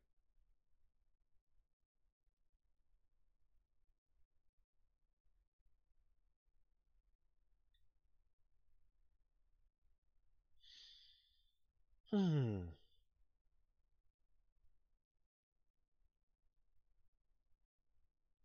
Oh, she's truly independent. Yeah, you know, she she's one of the smartest in the game. She and she absolutely is in the loop of everything. Um, she's just one of those people that just stays informed, about everything, possible. Was it an industry marriage?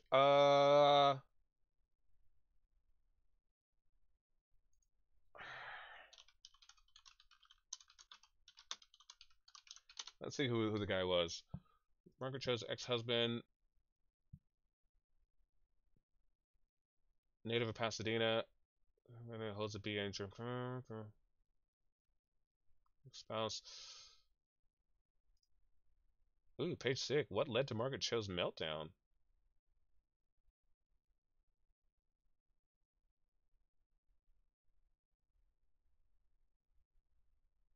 Oh, let's see this.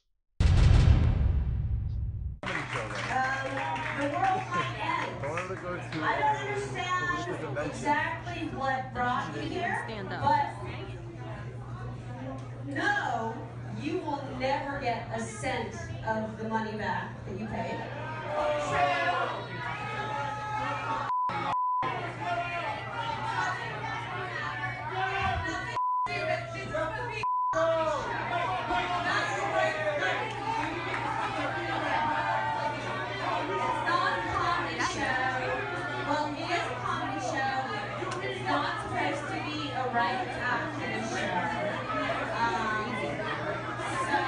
Looks like everybody's like leaving.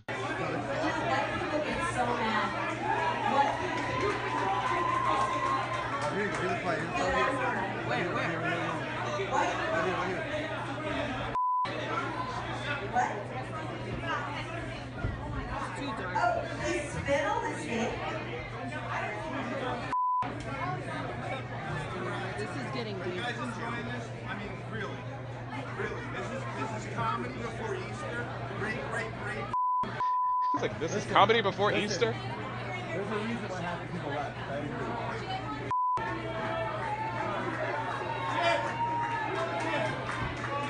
Okay. Whatever happened, it happened between shows, the source says. Every show before that was great. She got a standing ovation for every performance and was hilarious and sharp. But that Sunday late show, she was really incoherent, slurring into the mic, and needed help to walk onto the stage. She had to lean against the back wall to keep from falling.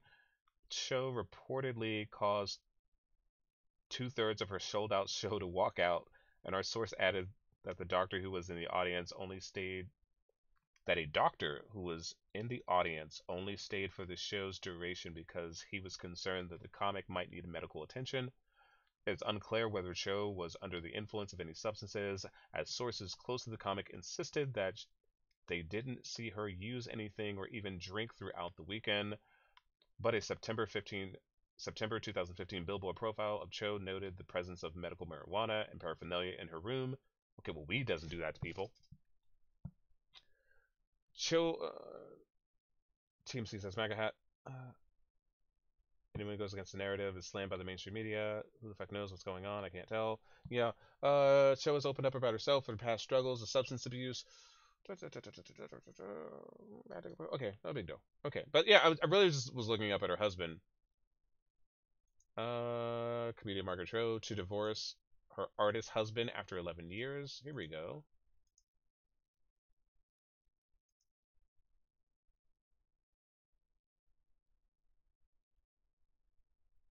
Comedian Margaret Cho divorced her artist husband after 11 years of an open marriage. The arrangement worked well for more than a decade, but sadly, Margaret Cho and her open marriage has come to an end. The drop-dead diva star and her artist husband, Al Ridnour, are divorcing, according to US Weekly. It's been really, really hard for her. Sources told the magazine on Sunday she's going through a really tough time. Well, because he was having like these fucked up drug den parties at our house. The 46-year-old bisexual funny girl married Al, 53, in 2003. Spoke of their 10th year anniversary.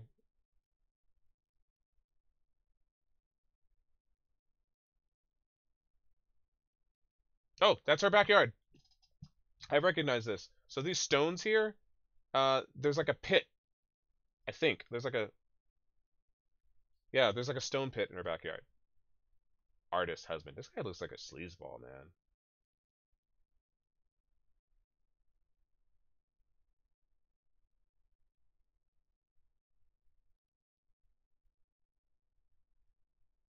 Oh, look at this horrible comment. Not to mention what she did to her body with all those tattoos. Awful. I preferred the younger Margaret Cho when she first came out on the comedy scene. It's a shitty thing to say. Shot in your G spot. I think you're out of your mind. I got a G shot. Well, I know they couldn't find it. They had to go down there with a helmet with a light on it and really. No, how was it? Well, this is why I wanted to get it, because I cannot have an orgasm from intercourse. Can you? Yeah. If I want to. Somebody told you that if you had what was the shot of? A shot of collagen, a bead of collagen in your G-spot. They said that, you know, if you do this, that you will be able to have it. You won't have to sit on the dryer anymore. And you were married, by the way. That's somebody you want to do this with. Yeah, absolutely. So did it work? Are you not having It didn't work at all. It was terrible. But, you know, I thought if this gives me better sex, I want to do it. I'm so Asian. If there's extra credit, I'm doing it. You know? You know, I think. Okay, yeah, that's this. That's that YouTube path I didn't want to go down on. Yeah, but I like Margaret. I do like Margaret. She's good people. I got nothing bad to say about her. Yeah, he does look like. Mic check. My mic bad.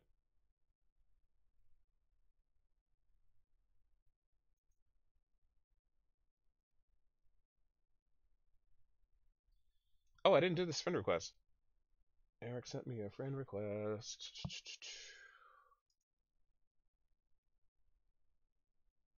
Friends. Raj. Pending. There we go.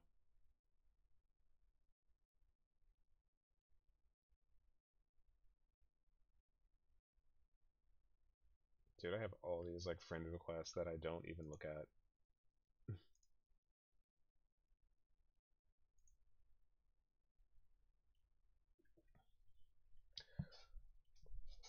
So to be fair to Miss Cho, look at my chat room. Let's see if there's anything new on the Jussie Smollett issue.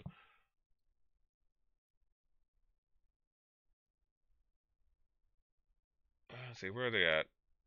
They're still posting from the Gateway Pundit.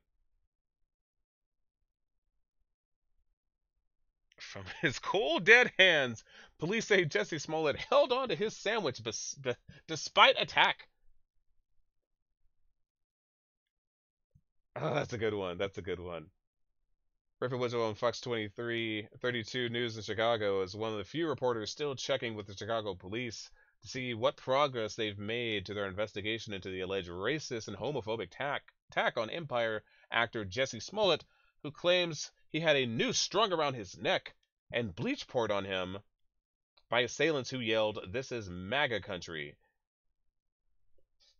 It might seem like a small detail, but police noted that Smollett still had a grip on his Subway sandwich despite the attack. From my cold, dead hands, I ain't giving this sandwich up for nobody. That shit cost me a whole $7. F that noise. You're gonna have to kill me to take my Subway sandwich.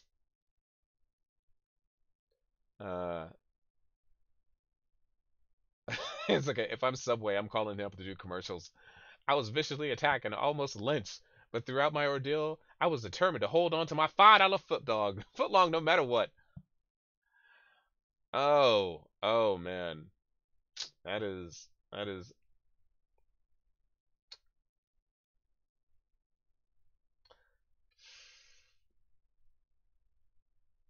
MAGA. I'm just, I know we've off for the last 30 minutes, like we've kind of gone off the subject of like Jussie Smollett, but like Subway bag, safety gear, get on it. I don't see how you could still hold on to the sandwich after getting your ass beat, as they describe as a brutal lynching. I don't see how you could keep your phone and your sandwich in the other hand.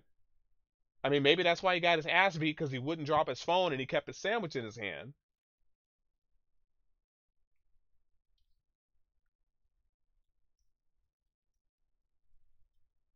That don't make no sense. That don't make no sense. No sense whatsoever. I'm not buying it, son.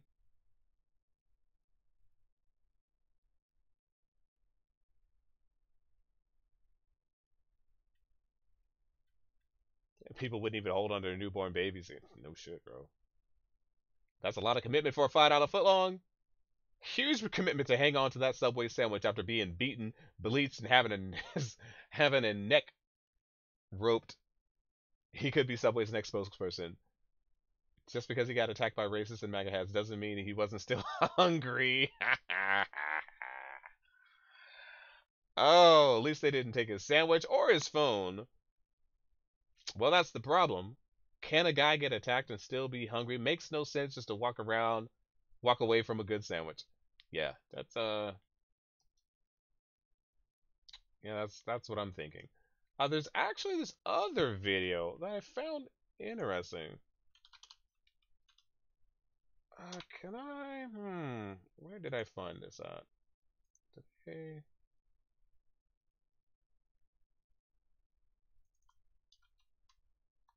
He does like fast food.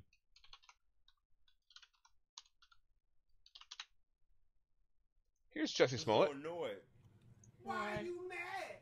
Because I'm saying if I can eat a Twizzler, I can eat a chicken sandwich or some French fries dipped in barbecue sauce. That's some great loss here. Or some chicken McNuggets. Or go to Wendy's and get some get a Frosty with I don't know. You know what it is? I want some damn food though. I'm sick of Get this together. shit. So there he is, fiending for food, particularly fast food. I just find this bit interesting. I'm so annoyed. Why? I'm annoyed. Because I'm saying if I can eat a Twizzler. Because I'm sad. If I can eat a Twizzler, I could be eating a sandwich from Wendy's. I don't know. You know what it is? I want some damn food though. You know what I want some damn I want food. some damn food though. I'm sick of Get this together. shit. I don't know. Maybe he was having some cravings. I mean, this video is from 2015. And this is him, like, craving, angry, mad, and craving Wendy's and fries with barbecue sauce. Maybe he's just maybe that's why he left the house at 2 in the morning. He's fiending for a sandwich.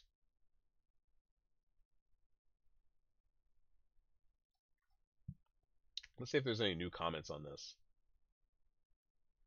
8 months ago was the last comment. Get out and make your own food, lazy.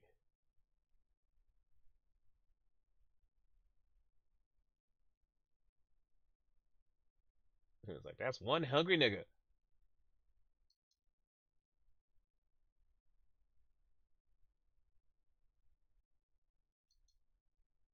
It's interesting. So also there was a rally. That's a good point. You guys notice? Oh, he got some guns on him. He don't look like the type Does he know how to fight? Is there any video of him fighting?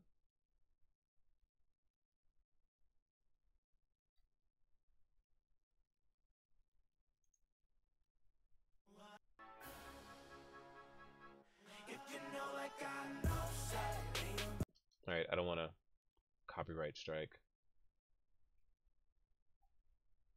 I don't know if he can fight or not, but as best as I can tell, like, the dude's got some guns on him, so I wouldn't expect him to be the type of person to like get taken advantage of him. Off subject, I loved your video in the past when you were at Berkeley before the guy with the tape over his mouth got attacked.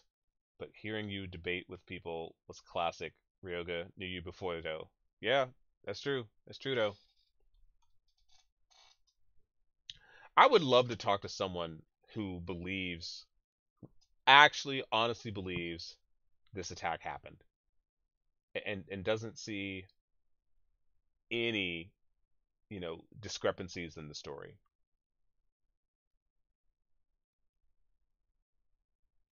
Yeah. Yeah.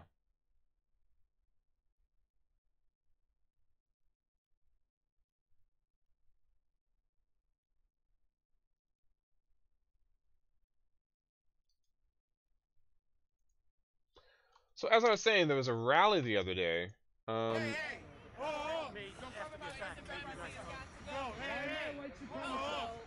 supremacy has got to go. Hey, hey. White supremacy has got to go. Hey, hey. White supremacy has got to go. Hey, hey. White supremacy has got to go. Hey, hey. I agree with you. White supremacy has got to go. Hey, hey. Ho, ho. MAGA has got to go. Hey everybody, I'm your host Smollett, and today I'm reporting to you live from New York City, where we have a rally in solidarity with the actor Jussie Smollett. He is an actor who alleged that he was attacked at 2 a.m. in Chicago by supposedly MAGA supporters. Let's go talk to some people, see why they're out here today. Thank you first and foremost, why are you out here? So hi, my name is Jussie Daniels. I'm in New York City. Actually, the audio is really bad in this whole thing, so this is not even really a big point in like showing it. They call the guy a white supremacist because he's asking questions on like, the details of the case. He's actually being pretty respectful. Where's the part towards the end? Ask if you know, do you know what group is most attacked against? Was for Jewish people, or was that a greater movement? He's starting something.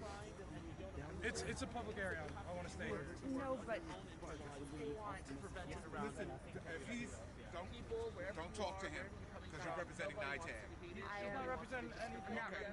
So if you're someone Don't talk to him if he's anti-transgender, anti-black. Hey everybody, thank you guys. Don't talk to him if he's anti-transgender, anti-black. That's one thing I really hate about the left and right. You can't even have a conversation with people. Man or woman poll. Is that a fake mic? Good question. I want to stay here. No, but we want to prevent it. Actually, I think it is. I think that the mic didn't work, and they're just pulling the audio off the video.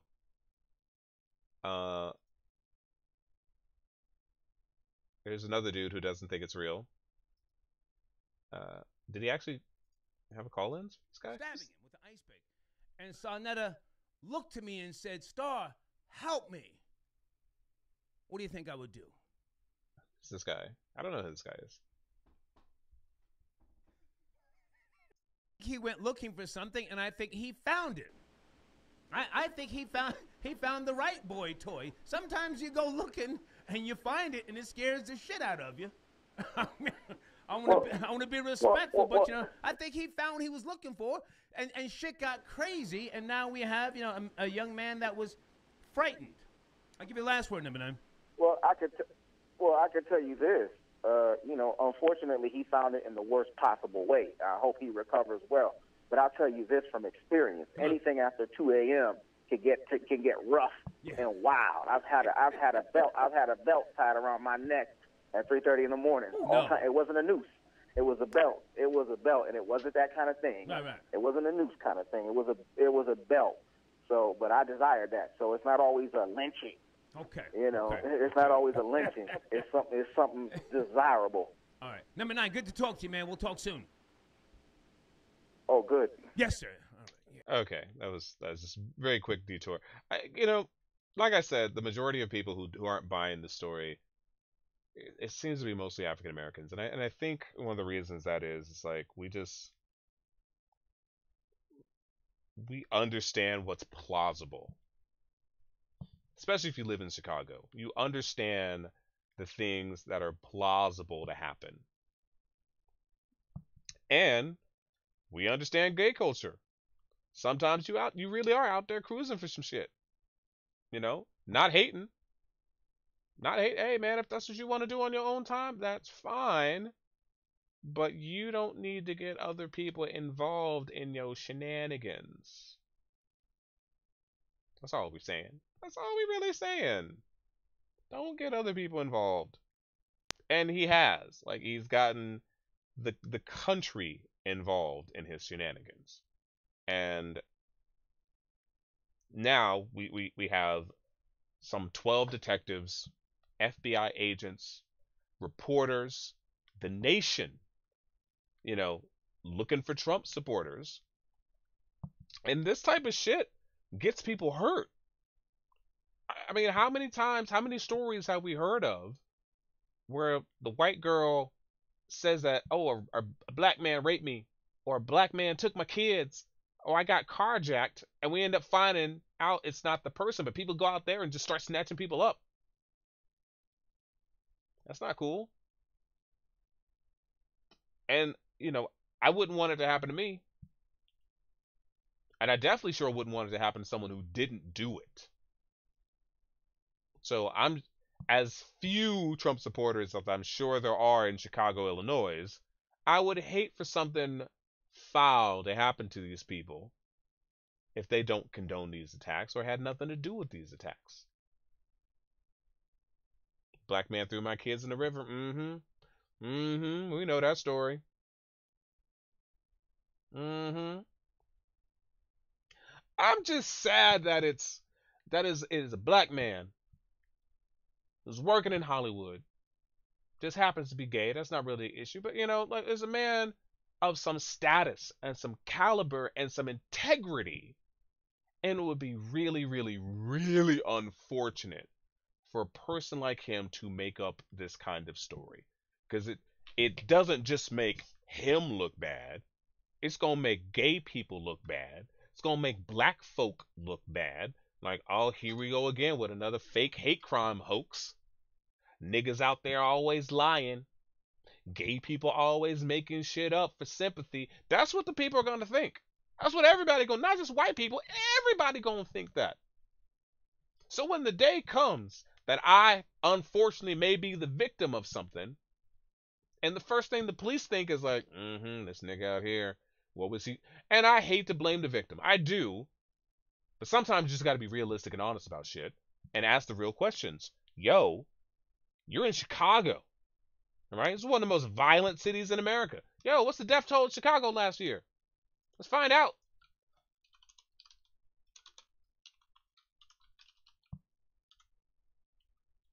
Let's go with the death rate.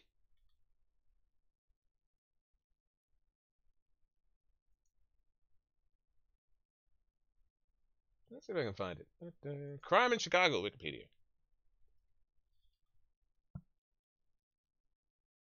What is these crimes? These percentages? I don't know what these are. Homicide, 23.8. Forcible rate, 52.4. Whoa, what are these metrics? Oh, let's look at this for a second.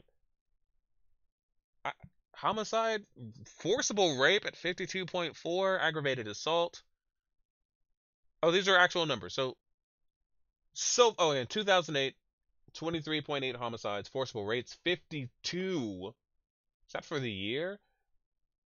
Revised definition, number of reported crimes per 100,000 people.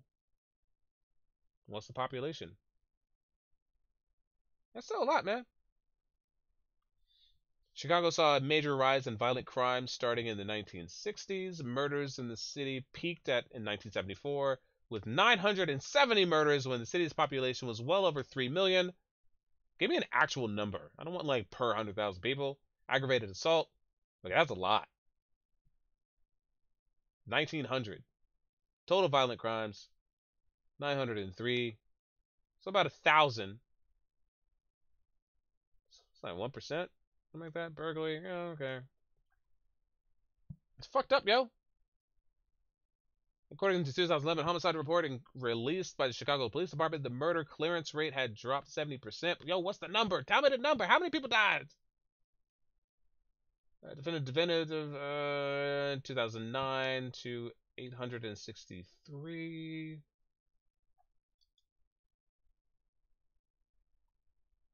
You know, one of the reasons like these murder rates go down is because advancements in medicine go up. So you can get shot and live, and be maimed or like paralyzed for your entire life, but it doesn't make a tick on the murder rate. That's something that you just need to take into account. In fact, I think we've seen this in cities where the murder rate will go down, but the violent crime rate goes up. Because they don't, if you get murdered, they don't really count it as a violent crime. They just count it as murder. Just whichever fits the bill more. Yeah, Chicago reminds me of the news coverage in Beirut in the 1980s. Yeah, exactly. Here we go. Chicago Tribune. Chicago murder victims. In Chicago, 18 people have been killed this year. That's 17 fewer than 2018. Okay, so wait. So already 18 murders. We're only 1 month. You're gonna tell me that 18 murders in Chicago in 1 month? Hey Joshua, thanks so much for the subscription. Appreciate it, homie.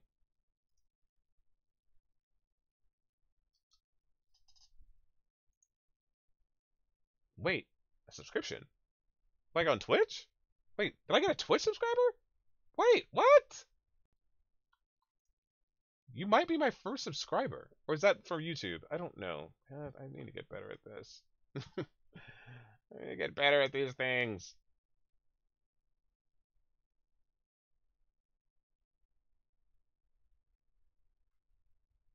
Yeah, 35 homicides, but I think they still had like hundreds of shootings.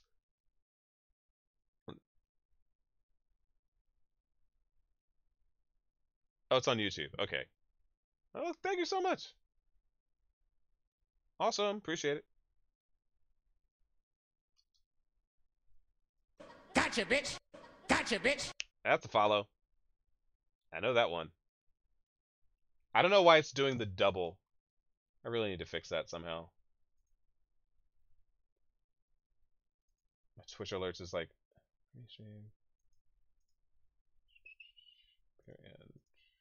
Where's that? Okay, I'm not using that. Yeah, I don't understand why it's doing double.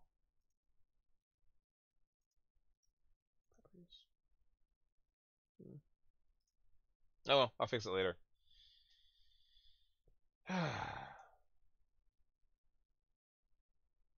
Oh, that's right. I wanted to find that link from the Chicago police officer.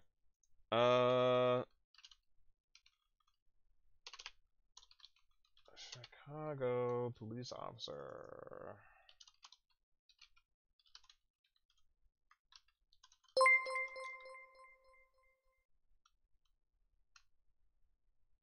Wow. Okay, I didn't even know that was... I'm not even sure what notification that one is.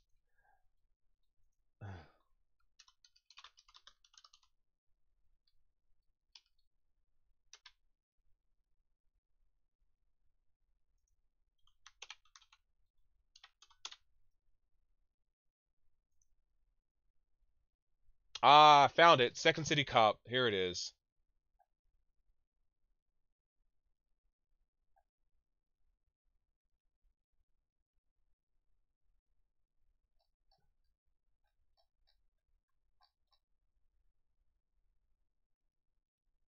Okay, so I found it.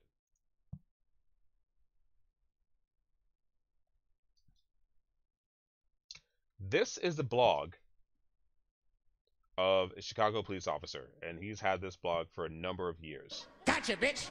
Gotcha, bitch. Thanks so much for the follows. Appreciate it. I forgot this guy's name, but this is a...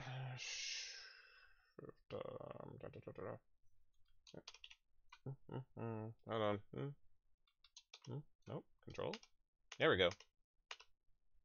Let me increase the size of this so you guys can can see it clearly while we investigate this a bit.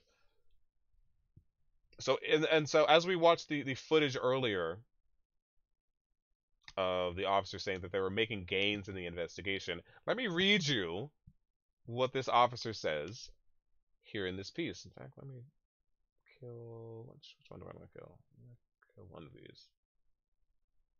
Can I kill that one? That one? That one? That one? Can I kill this whole...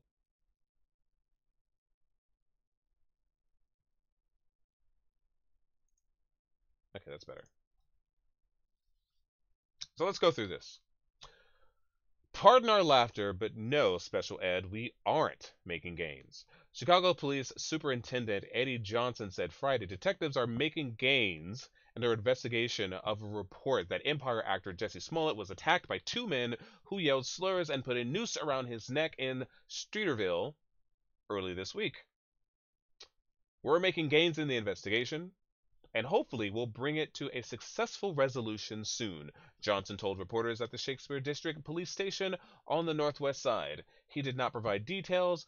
I don't like to comment too much out of respect for the victim, as well as I don't want to compromise the detective's investigation. And this officer goes on to say, well, this is bullshit. Would you like to know what detectives are telling us? And this is a police officer. This is an actual police officer at the Chicago PD. This is his writings, his words, his assessment.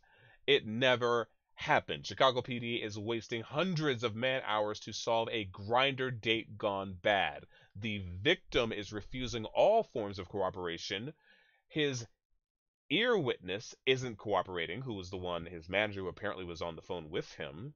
The Hollywood press is running with a non-existent narrative.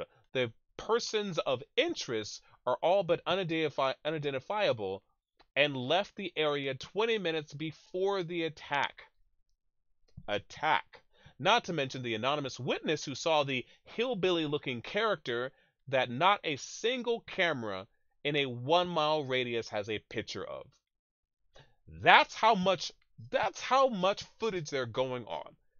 They have acquired every bit of video footage within a mile radius. And as I said earlier, some of you guys are new here, that I should do a Q&Q one day. I don't know what that is. Is that a... Gotta figure out Discord. Hell, Eris. Oh, I have my Discord link on there? Okay. Yeah. So, as we talked earlier, some of you guys might be new here, we talked about TMZ reporting that a neighbor claims that she saw a redneck-looking man. Oh, a Q&A. No, I'd love to do a Q&A. I'll do a Q&A anytime. Like, yo, you can hop into my Discord chat right now. I'm in my 1v1 room, and you'll come up, and we can discuss shit. But, yeah, Oh, you mean a Q&A about me? I'm a weirdo. Nobody wants to know about me. But she said she saw a redneck-looking man with a blue hoodie, a blue beanie, blue hoodie, with a blue and white drawstring, blue denim shorts, in negative 23-degree weather, and thick gray hunting socks with camel-colored dress shoes. That was her, and a scruffy beard, and a white guy smoking a cigarette, looking agitated and angry. And the police say that never happened. Hold on.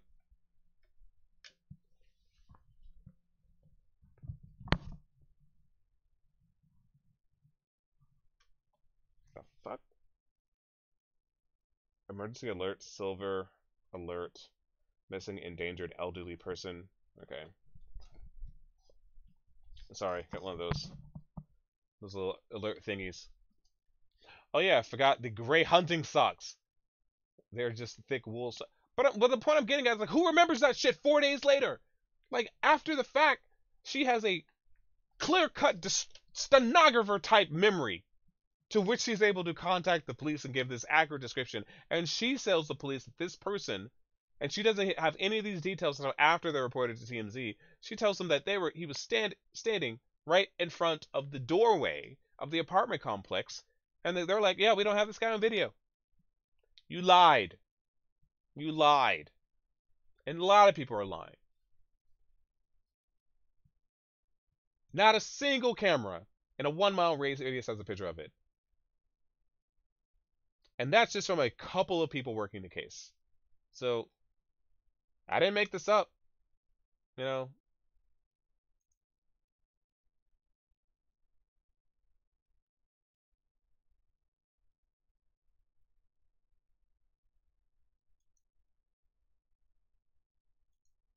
Okay, no, I don't want to subscribe. I don't want to. God, I hate this about news sites. I don't want to subscribe to anything. Just can I read the story, please? You already got ads on your page. Can I just? Oh, come on, really, really, really? Can I kill this element?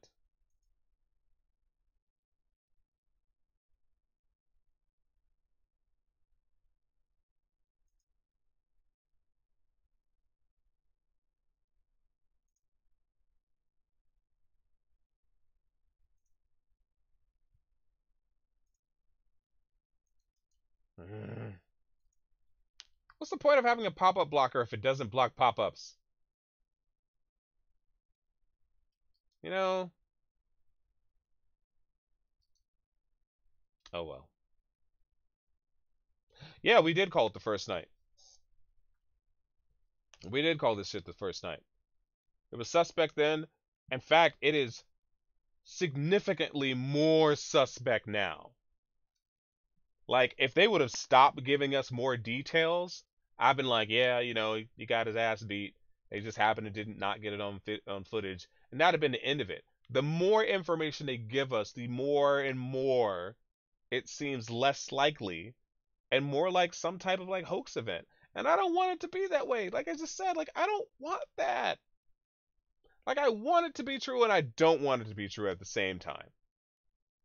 I don't want to believe that Jussie Smollett, a well-known actor on a hit show, is out there, you know, fucking with our minds and shit and trying to get sympathy for some shit that like never happened. Like I don't want to believe that.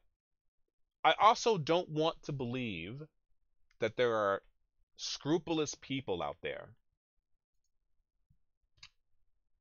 in Chicago of all places that are willing to just run up on a dude because he's black and gay. Like I don't want to believe that either. You know, it's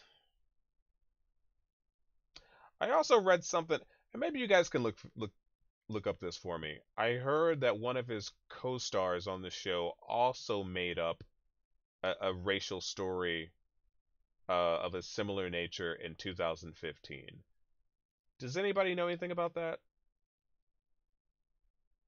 Scrupulous, such a white word. Scrupulous! Forgive me in my expanded ass vocabulary. My bad. My bad.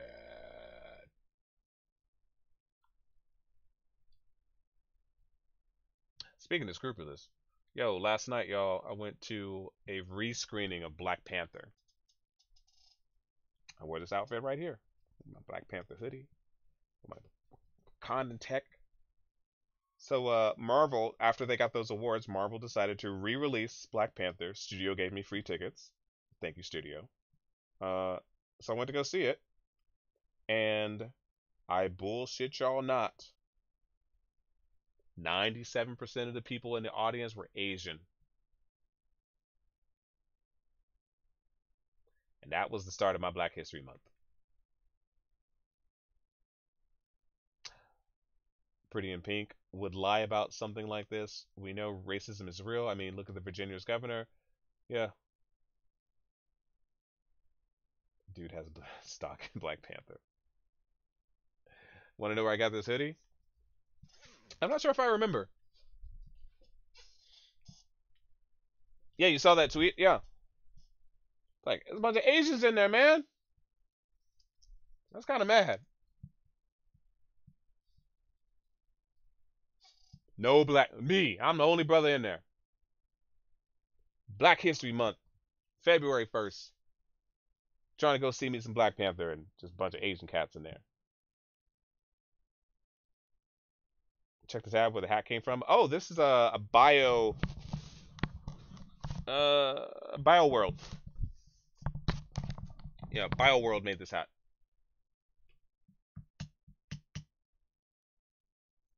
They also make an Iron Spider hat. And, it's tight leather, tight ass leather. Loving this.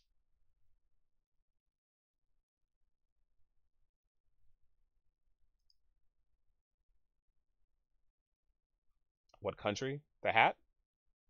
It will be. Yo, just go to bioworldcorp.com or something. Website at, man.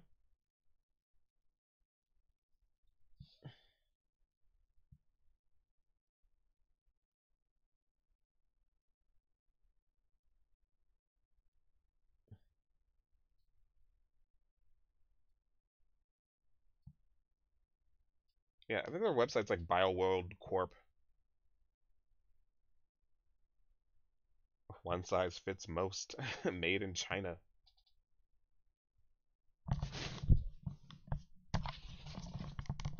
Yeah. This I'm sure if you Google like BioWorld hat. Made in Asia. Beat the fuck out.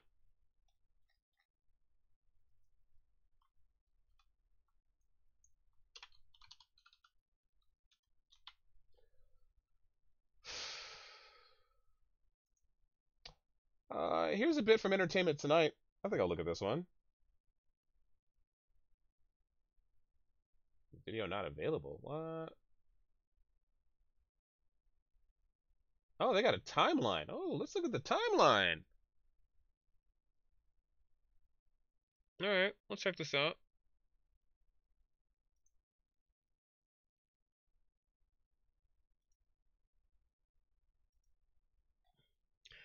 January 21st.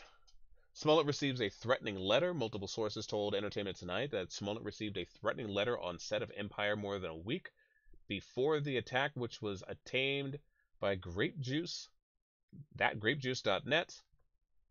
The note, which was sent on January 21st, according to TMZ, threatens Smollett and includes homophobic slurs. Entertainment Tonight has learned that while Fox did amp up security on the show following the letter, Smollett turned down around-the-clock security recently because he felt it was intrusive.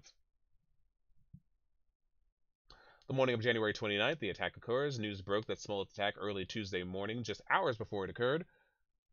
After it occurred, according to the incident, details of the assault, the victim was walking when two unknown offenders approached him and gained his attention by yelling out racial and homophobic slurs towards him. Police say the offenders allegedly began to attack the victim with their hands and about the face and poured an unknown chemical substance onto him. The offenders then allegedly wrapped a rope around his neck before fleeing the scene. Chicago police told Entertainment Tonight, ET, that at the time Smollett was self-transported to Northwestern Hospital. I believe CBS News said that he walked to the hospital. And ABC News said that he walked to the hospital. The hospital was 7 blocks away from his current location, which means he was outside in negative 23-degree weather, walking 7 additional blocks. Why would he pass on additional security? It says here, because he felt it was intrusive.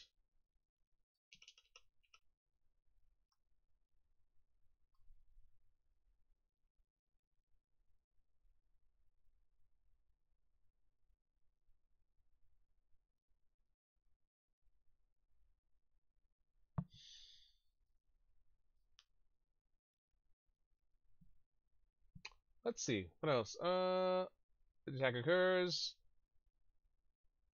E.T. learns that Smollett is emotionally shook up. A source tells E.T. Tuesday morning that Smollett was emotionally and physically shaken up over the incident. Jussie tried to protect himself at one point. The men poured a...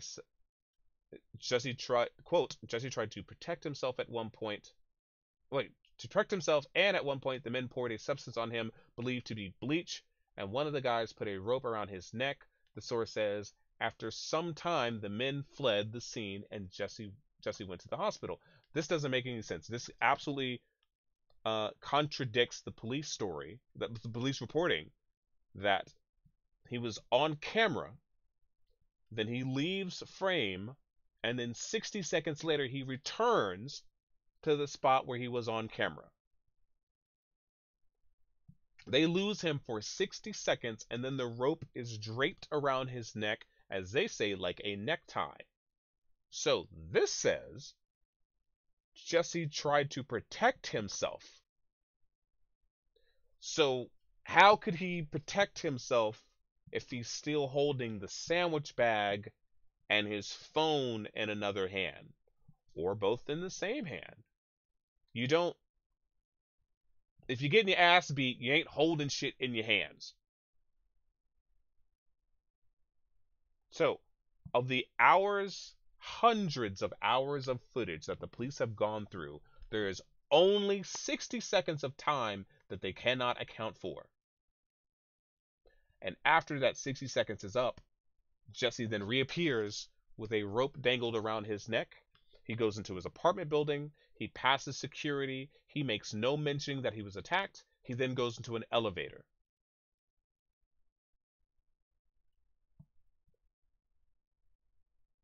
Jussie tried to protect himself, and at one point, the men poured a substance on him believed to be bleach, and one of the guys put a rope around his neck, the source says. After some time, the men fled the scene, and Jussie went to the hospital. Jussie is mostly physically okay with some scrapes and bruises, which we only see a scrape. But he's more emotionally shook up, the source continues. Chicago Police Department is treating the incident as a possible hate crime. Chicago Police Department spokesperson Anthony Gilamonte told ET in a statement that an investigation is currently underway, and they are treating it like a possible hate crime. Overnight, the Chicago Police Department received a report of a possible racially charged attack and battery involving cast member of the television show Empire. Stars speak out on the incident. Empire creator shares a message with Smollett. Empire calls a meeting. The afternoon of January 29th, Empire halts production. Empire was temporarily shut down on Tuesday morning, though the halt was not related to the attack on Smollett. Instead, the show is one of several programs filming in Chicago, including Proving Incident, which has stopped production due to the extreme weather conditions. Again, the weather comes up. To give you any idea how cold it is,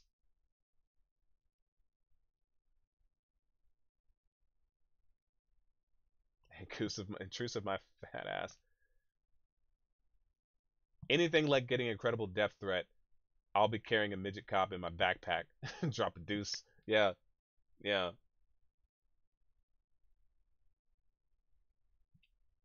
The morning of January 30th, police tried to track down video footage of the incident. On Wednesday morning, Chicago Police Department spokesman said that the department was utilizing resources to investigate this case thoroughly. According to authorities, detectives continue to look at the city and privately owned surveillance footage that was recorded in the area where the attack happened. Meanwhile, eyewitnesses told that Smollett visited a subway. An eyewitness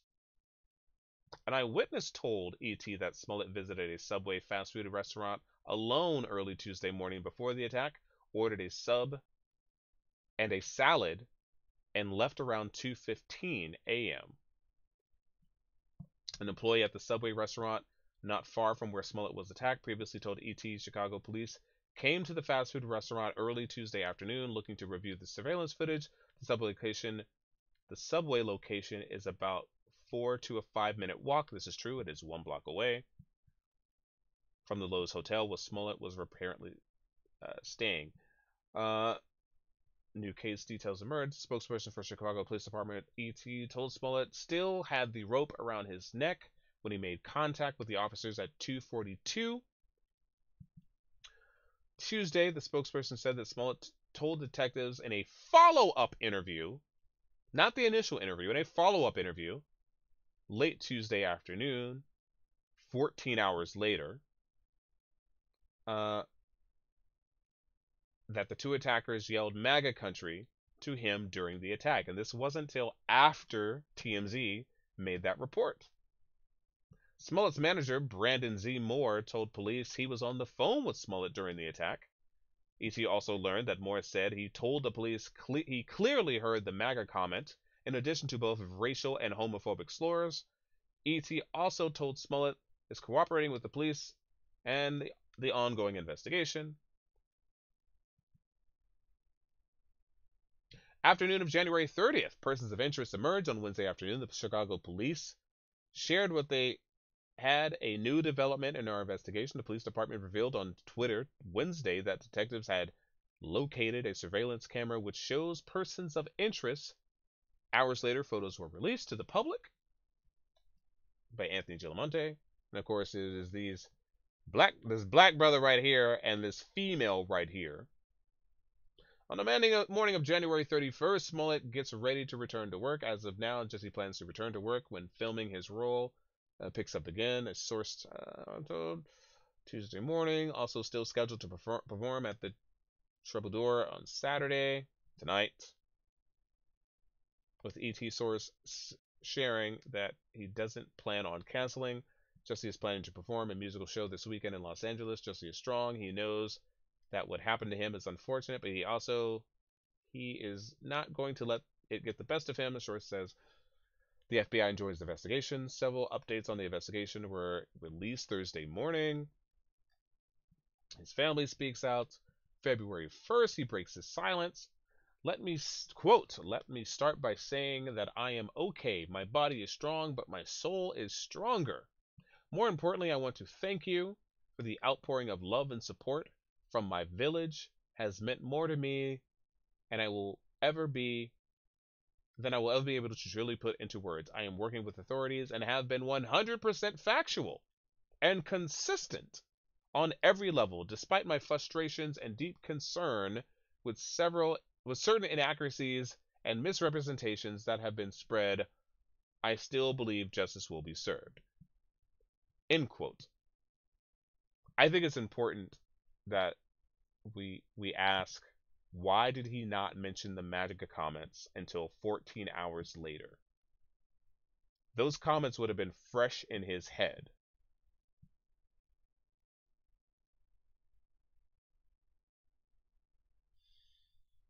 The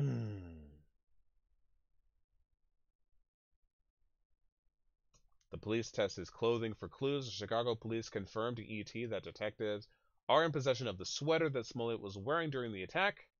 Also confirmed, the detectives have the rope that was around his neck. The two items are now being tested in hopes of giving detectives new clues. They also have the suspicious letter, and that's pretty much it. So come to your own conclusion.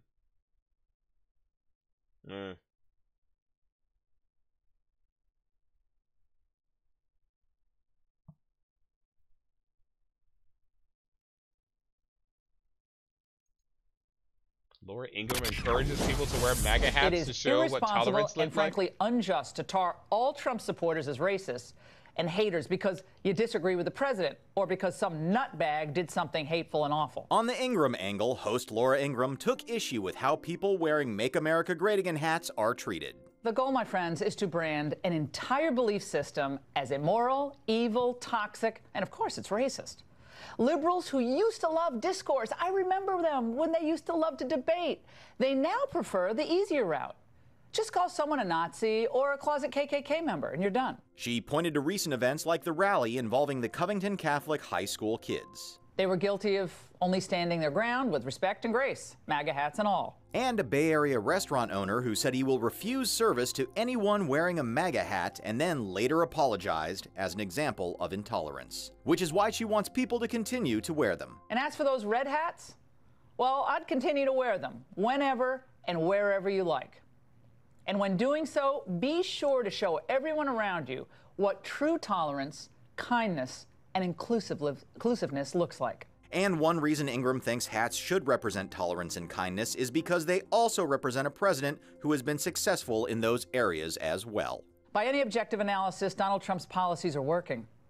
And they're not scary, and they're not racist, and they're not anti-woman, and they're not anti-immigrant. They're very pragmatic. The Vice President of America wishes I didn't have the love with my wife. He wanted to ban that in Indiana. He believes in conversion therapy. On The Late Show with Stephen Colbert, Ellen Page took aim at Vice President Mike Pence for his long history of... What? Part of me is like,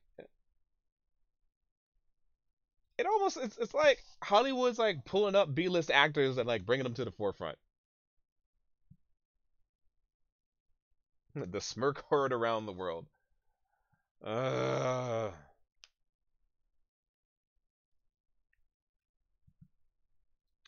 you know what I really want to do? I want to go through the comments of refer.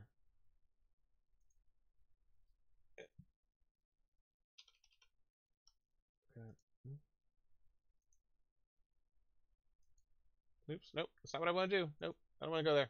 Nope, not what I want to do.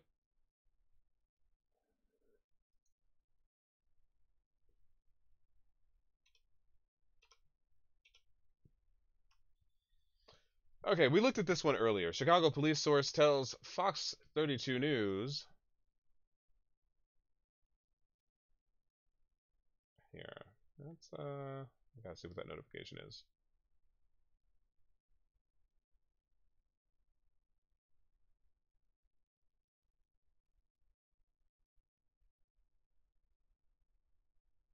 Hmm? Sorry, that was weird. Conversion therapy is, yeah, it is. Anyone who knows the proper way to deal with homosexuality is to go on hormones and get, maybe.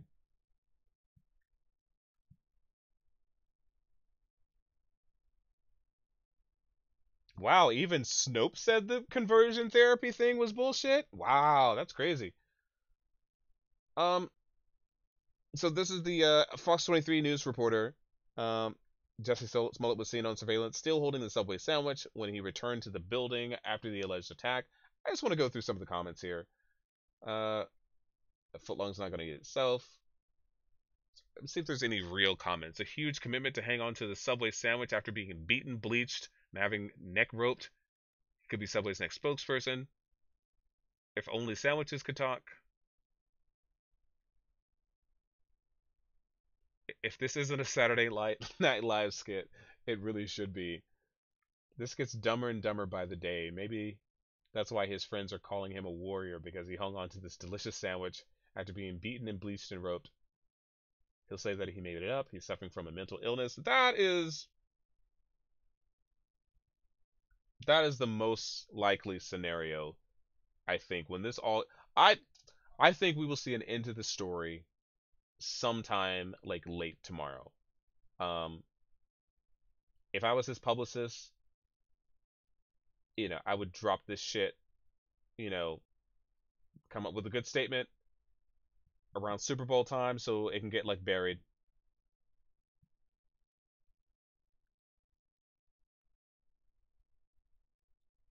Their wraps are worth it, their sandwiches are not.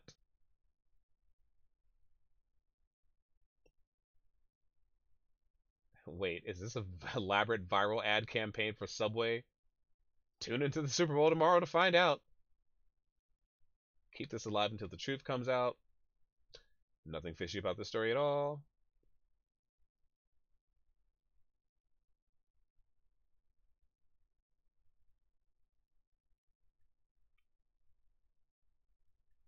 Must have been a really good sandwich if you wanted to eat it after walking home with a broken rib in negative 30-degree weather with a rope tied around your neck.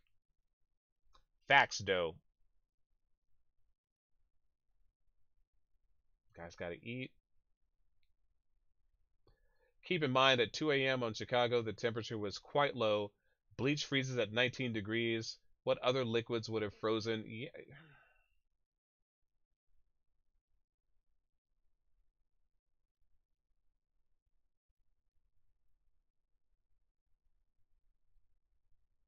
Maybe we should take his words for it and shut the fuck up. Maybe. I bet there is a lot of eye rolling at the station with these detectives. Unfortunately, they have a giant political football to juggle. Yeah, that's damn truth. Well, I mean, we did look at the testimony from this Chicago police officer on his blog. Yeah, there is a lot of eye rolling in that department.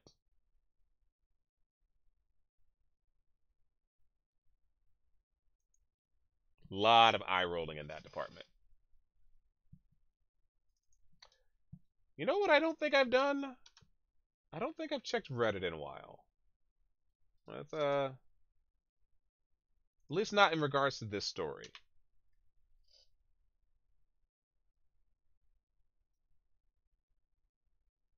Oh, that's right. Here's another tweet from him.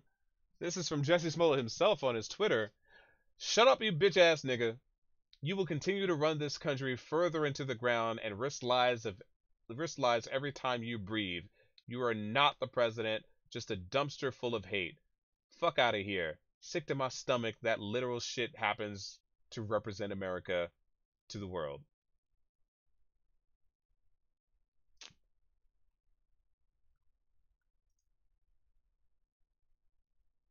Former valet charged in brutal murder of a Wisconsin nurse found frozen under vehicle in parking garage.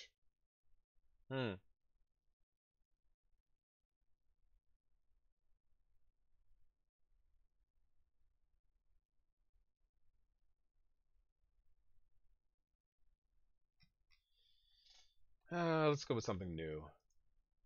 A lot of these links I've already seen.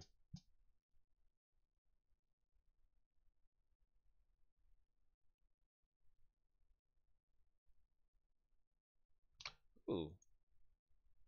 Washington Post's Capehart won't put alleged in his Jussie Smollett lecture on NPR. I think for a lot of Americans, it sent several signals. One, the noose around the neck is unmistakable. It goes back to segregation, Jim Crow, lynching, this sort of domestic terror that was visited upon African Americans in the South. The fact that it was reportedly said this is MAGA country adds to the sort of atmosphere and menace that African Americans in particular and people of color in general have felt since the advent of the Trump administration, given the rhetoric from the campaign and in and out of the administration. And then lastly, I would say that the fact that Jussie Smollett's a famous African American and that has happened in Chicago sends a clear signal, I think, to African Americans that there has to be people in this country who want to make it clear that no matter who you are, where you live, you are not safe. If an African American is not safe from racial violence in Chicago, radically motivated and homophobic. If an African American is not safe from racial violence in Chicago, racially motivated and homophobic, cannot leave this out.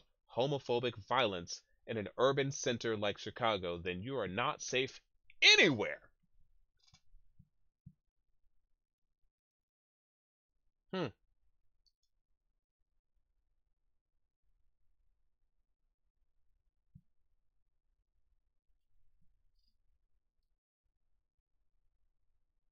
Yeah, that dude does look like what I expect him to look like.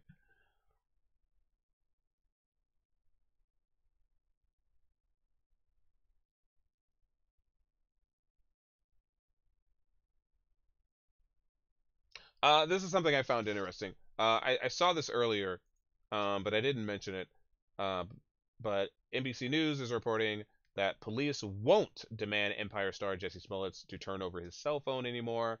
So they're not even interested in the records at this point. See, when the police is now saying that they don't want additional information, I think that's when stuff starts to fall apart. And I think, I think this is where we'll see an end of it. I think.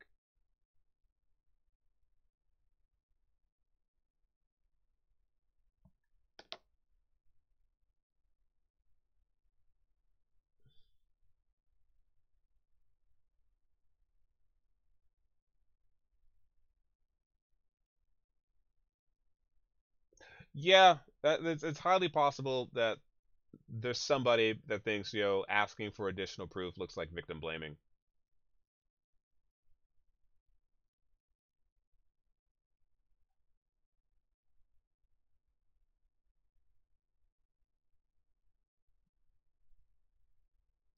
But it sure would be nice to corroborate that story. If they could just get the audio of hearing somebody say MAGA country. They could, But I don't. You don't need it at this point. Let's be honest. If the only bit of footage that you can't account for is 60 seconds, and listen,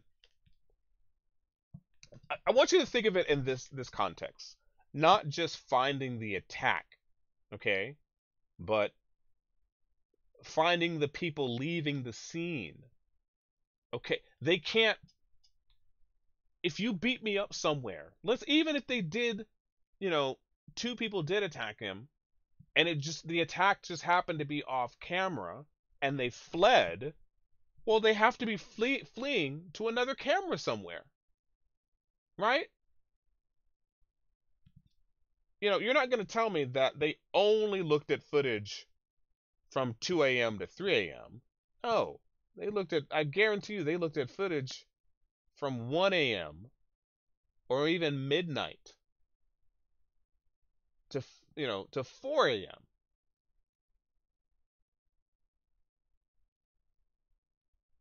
Well, the persons of interest were leaving. He said they were leaving at the time, and that was 30 minutes or an hour before the attack even happened.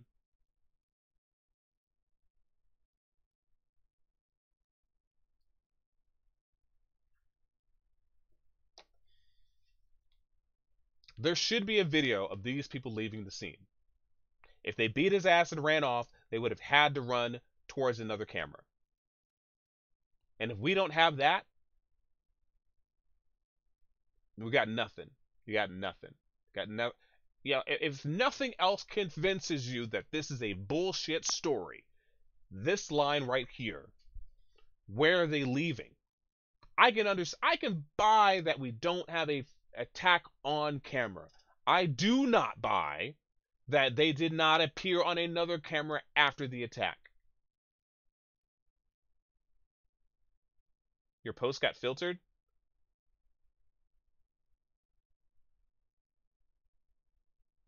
No, you didn't. I see it.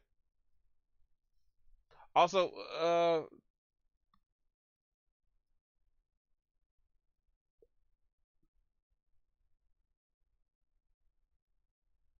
yeah, I see it, Phony.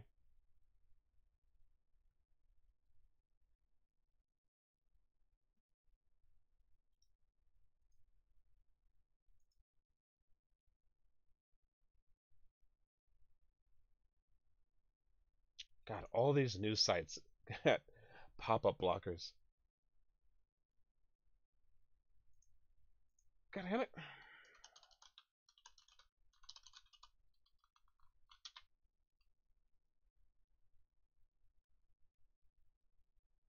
Okay, how to disable or enable pop-up blocker. Let's do this.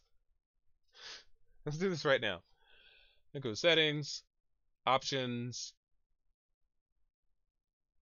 personal, under the hood, content settings,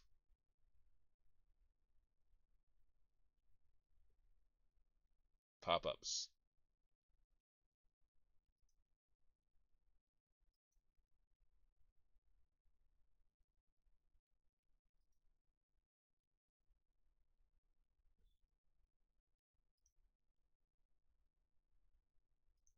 Okay, this doesn't even look the same. You know what? Let's do this later.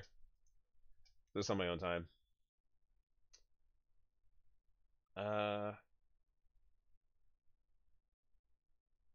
What else is here?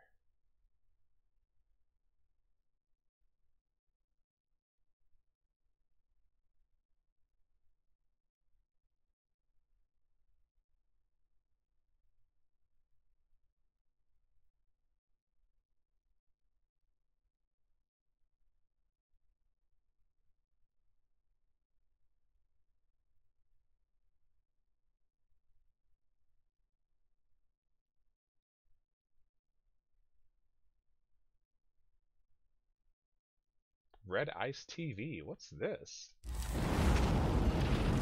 The positivity, not being like a grievance candidate, right? I mean, obviously it is that at the bottom of it, underneath everything, but Yeah. You know, then it's like, oh, this state is just way too white. Yeah. How's this going to go? We have Horrible to diversify. that they worry it. about their heritage and their interests and I've never have heard their of own this. story to tell about their family that struggled. Yep. Screw that. Yep. But yeah, you know, strippers and you know, all of it, just like, you know, now revealed by stripper. White Booker's stripper, though. Twitter A white messages. stripper, of course. In Oregon, nonetheless. Of course. Yep. What you and your misogynistic allies seek to do is erase what it means to be a woman in law. And you can have people and I've never heard of this show before. I might take a look at it. Maybe. I don't know.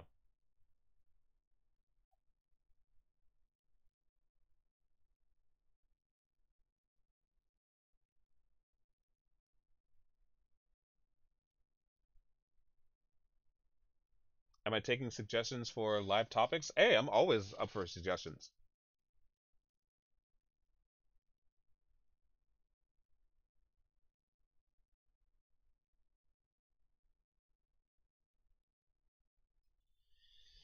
Rio thankfully reins me in sometimes. I think sometimes when I'm in my cups, I don't always think about what I say, and that it could be a way for YouTube to sweep in and do damage. All these white people.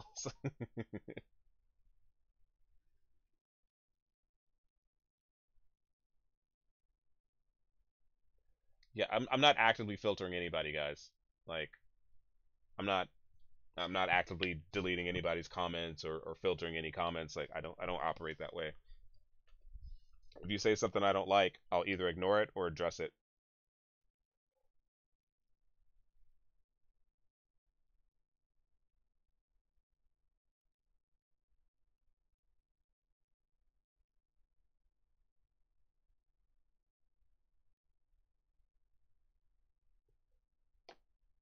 Check NBC hate crime triple murder. Is that the one with the...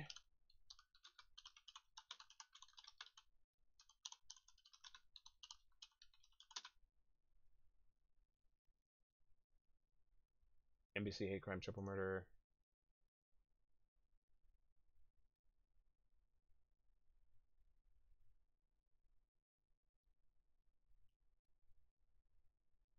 What do you want me looking for?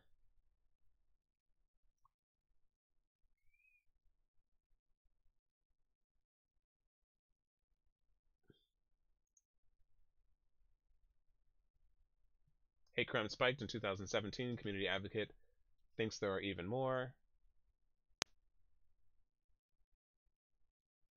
Huge disparity in coverage. Oh, okay.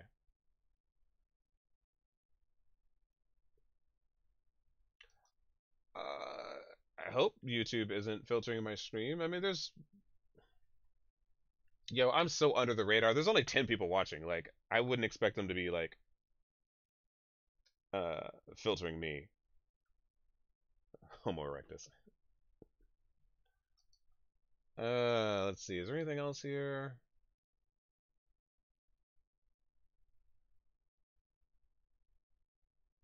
You know what? I should go on, like, someone's stream and argue in defense of Jussie Smollett.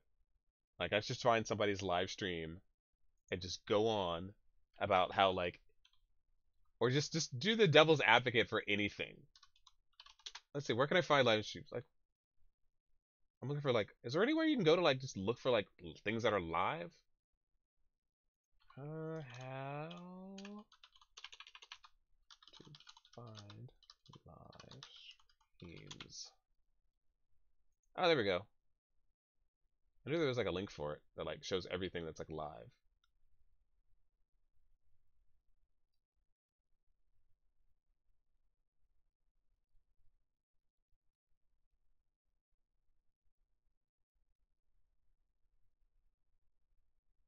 Wait, Marshmallow's having an event? Press conference.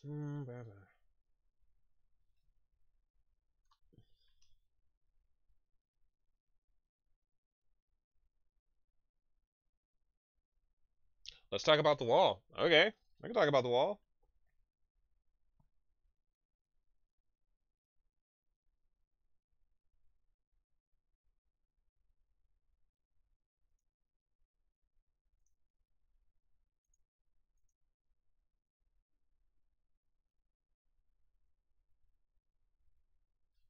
Even though I'm kind of getting, oh god, dude, I've been streaming for like 3 hours. I might want to take a break and like, dude, I haven't even eaten today yet. I do need a break. Yeah. I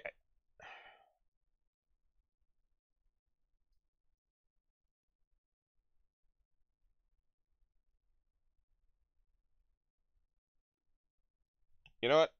It's been 3 hours, so I'm gonna take off for a bit. Because I do have some things like I need to do today. I think I've wasted this whole day away. Um, I'll come back later, and yeah, and stuff. Yeah, but I'm gonna take off. Thank you guys so much for popping in. Obviously we'll tackle this story a little bit tomorrow. I need to get some food, and then I'm probably gonna come back later tonight and do some gaming. Because I'm like 4 wins away from like platinum on Overwatch. Thank you so much for being fans. Oh, I do, of course. I love interacting. It's not hard to do when there's only 10 people that I have to keep track of. And I need to change some things around here. And all this. I need to change some stuff. And I heard something. I think that's a follower somewhere. Somewhere someone's following me. Thank you. It didn't pop up here. Because I don't have my alert box on this one. I'll have to fix that. Do a cooking show? I can't cook, dude. I burn Jello. Like I'm the last person you want cooking. All right, guys, take care. Peace out.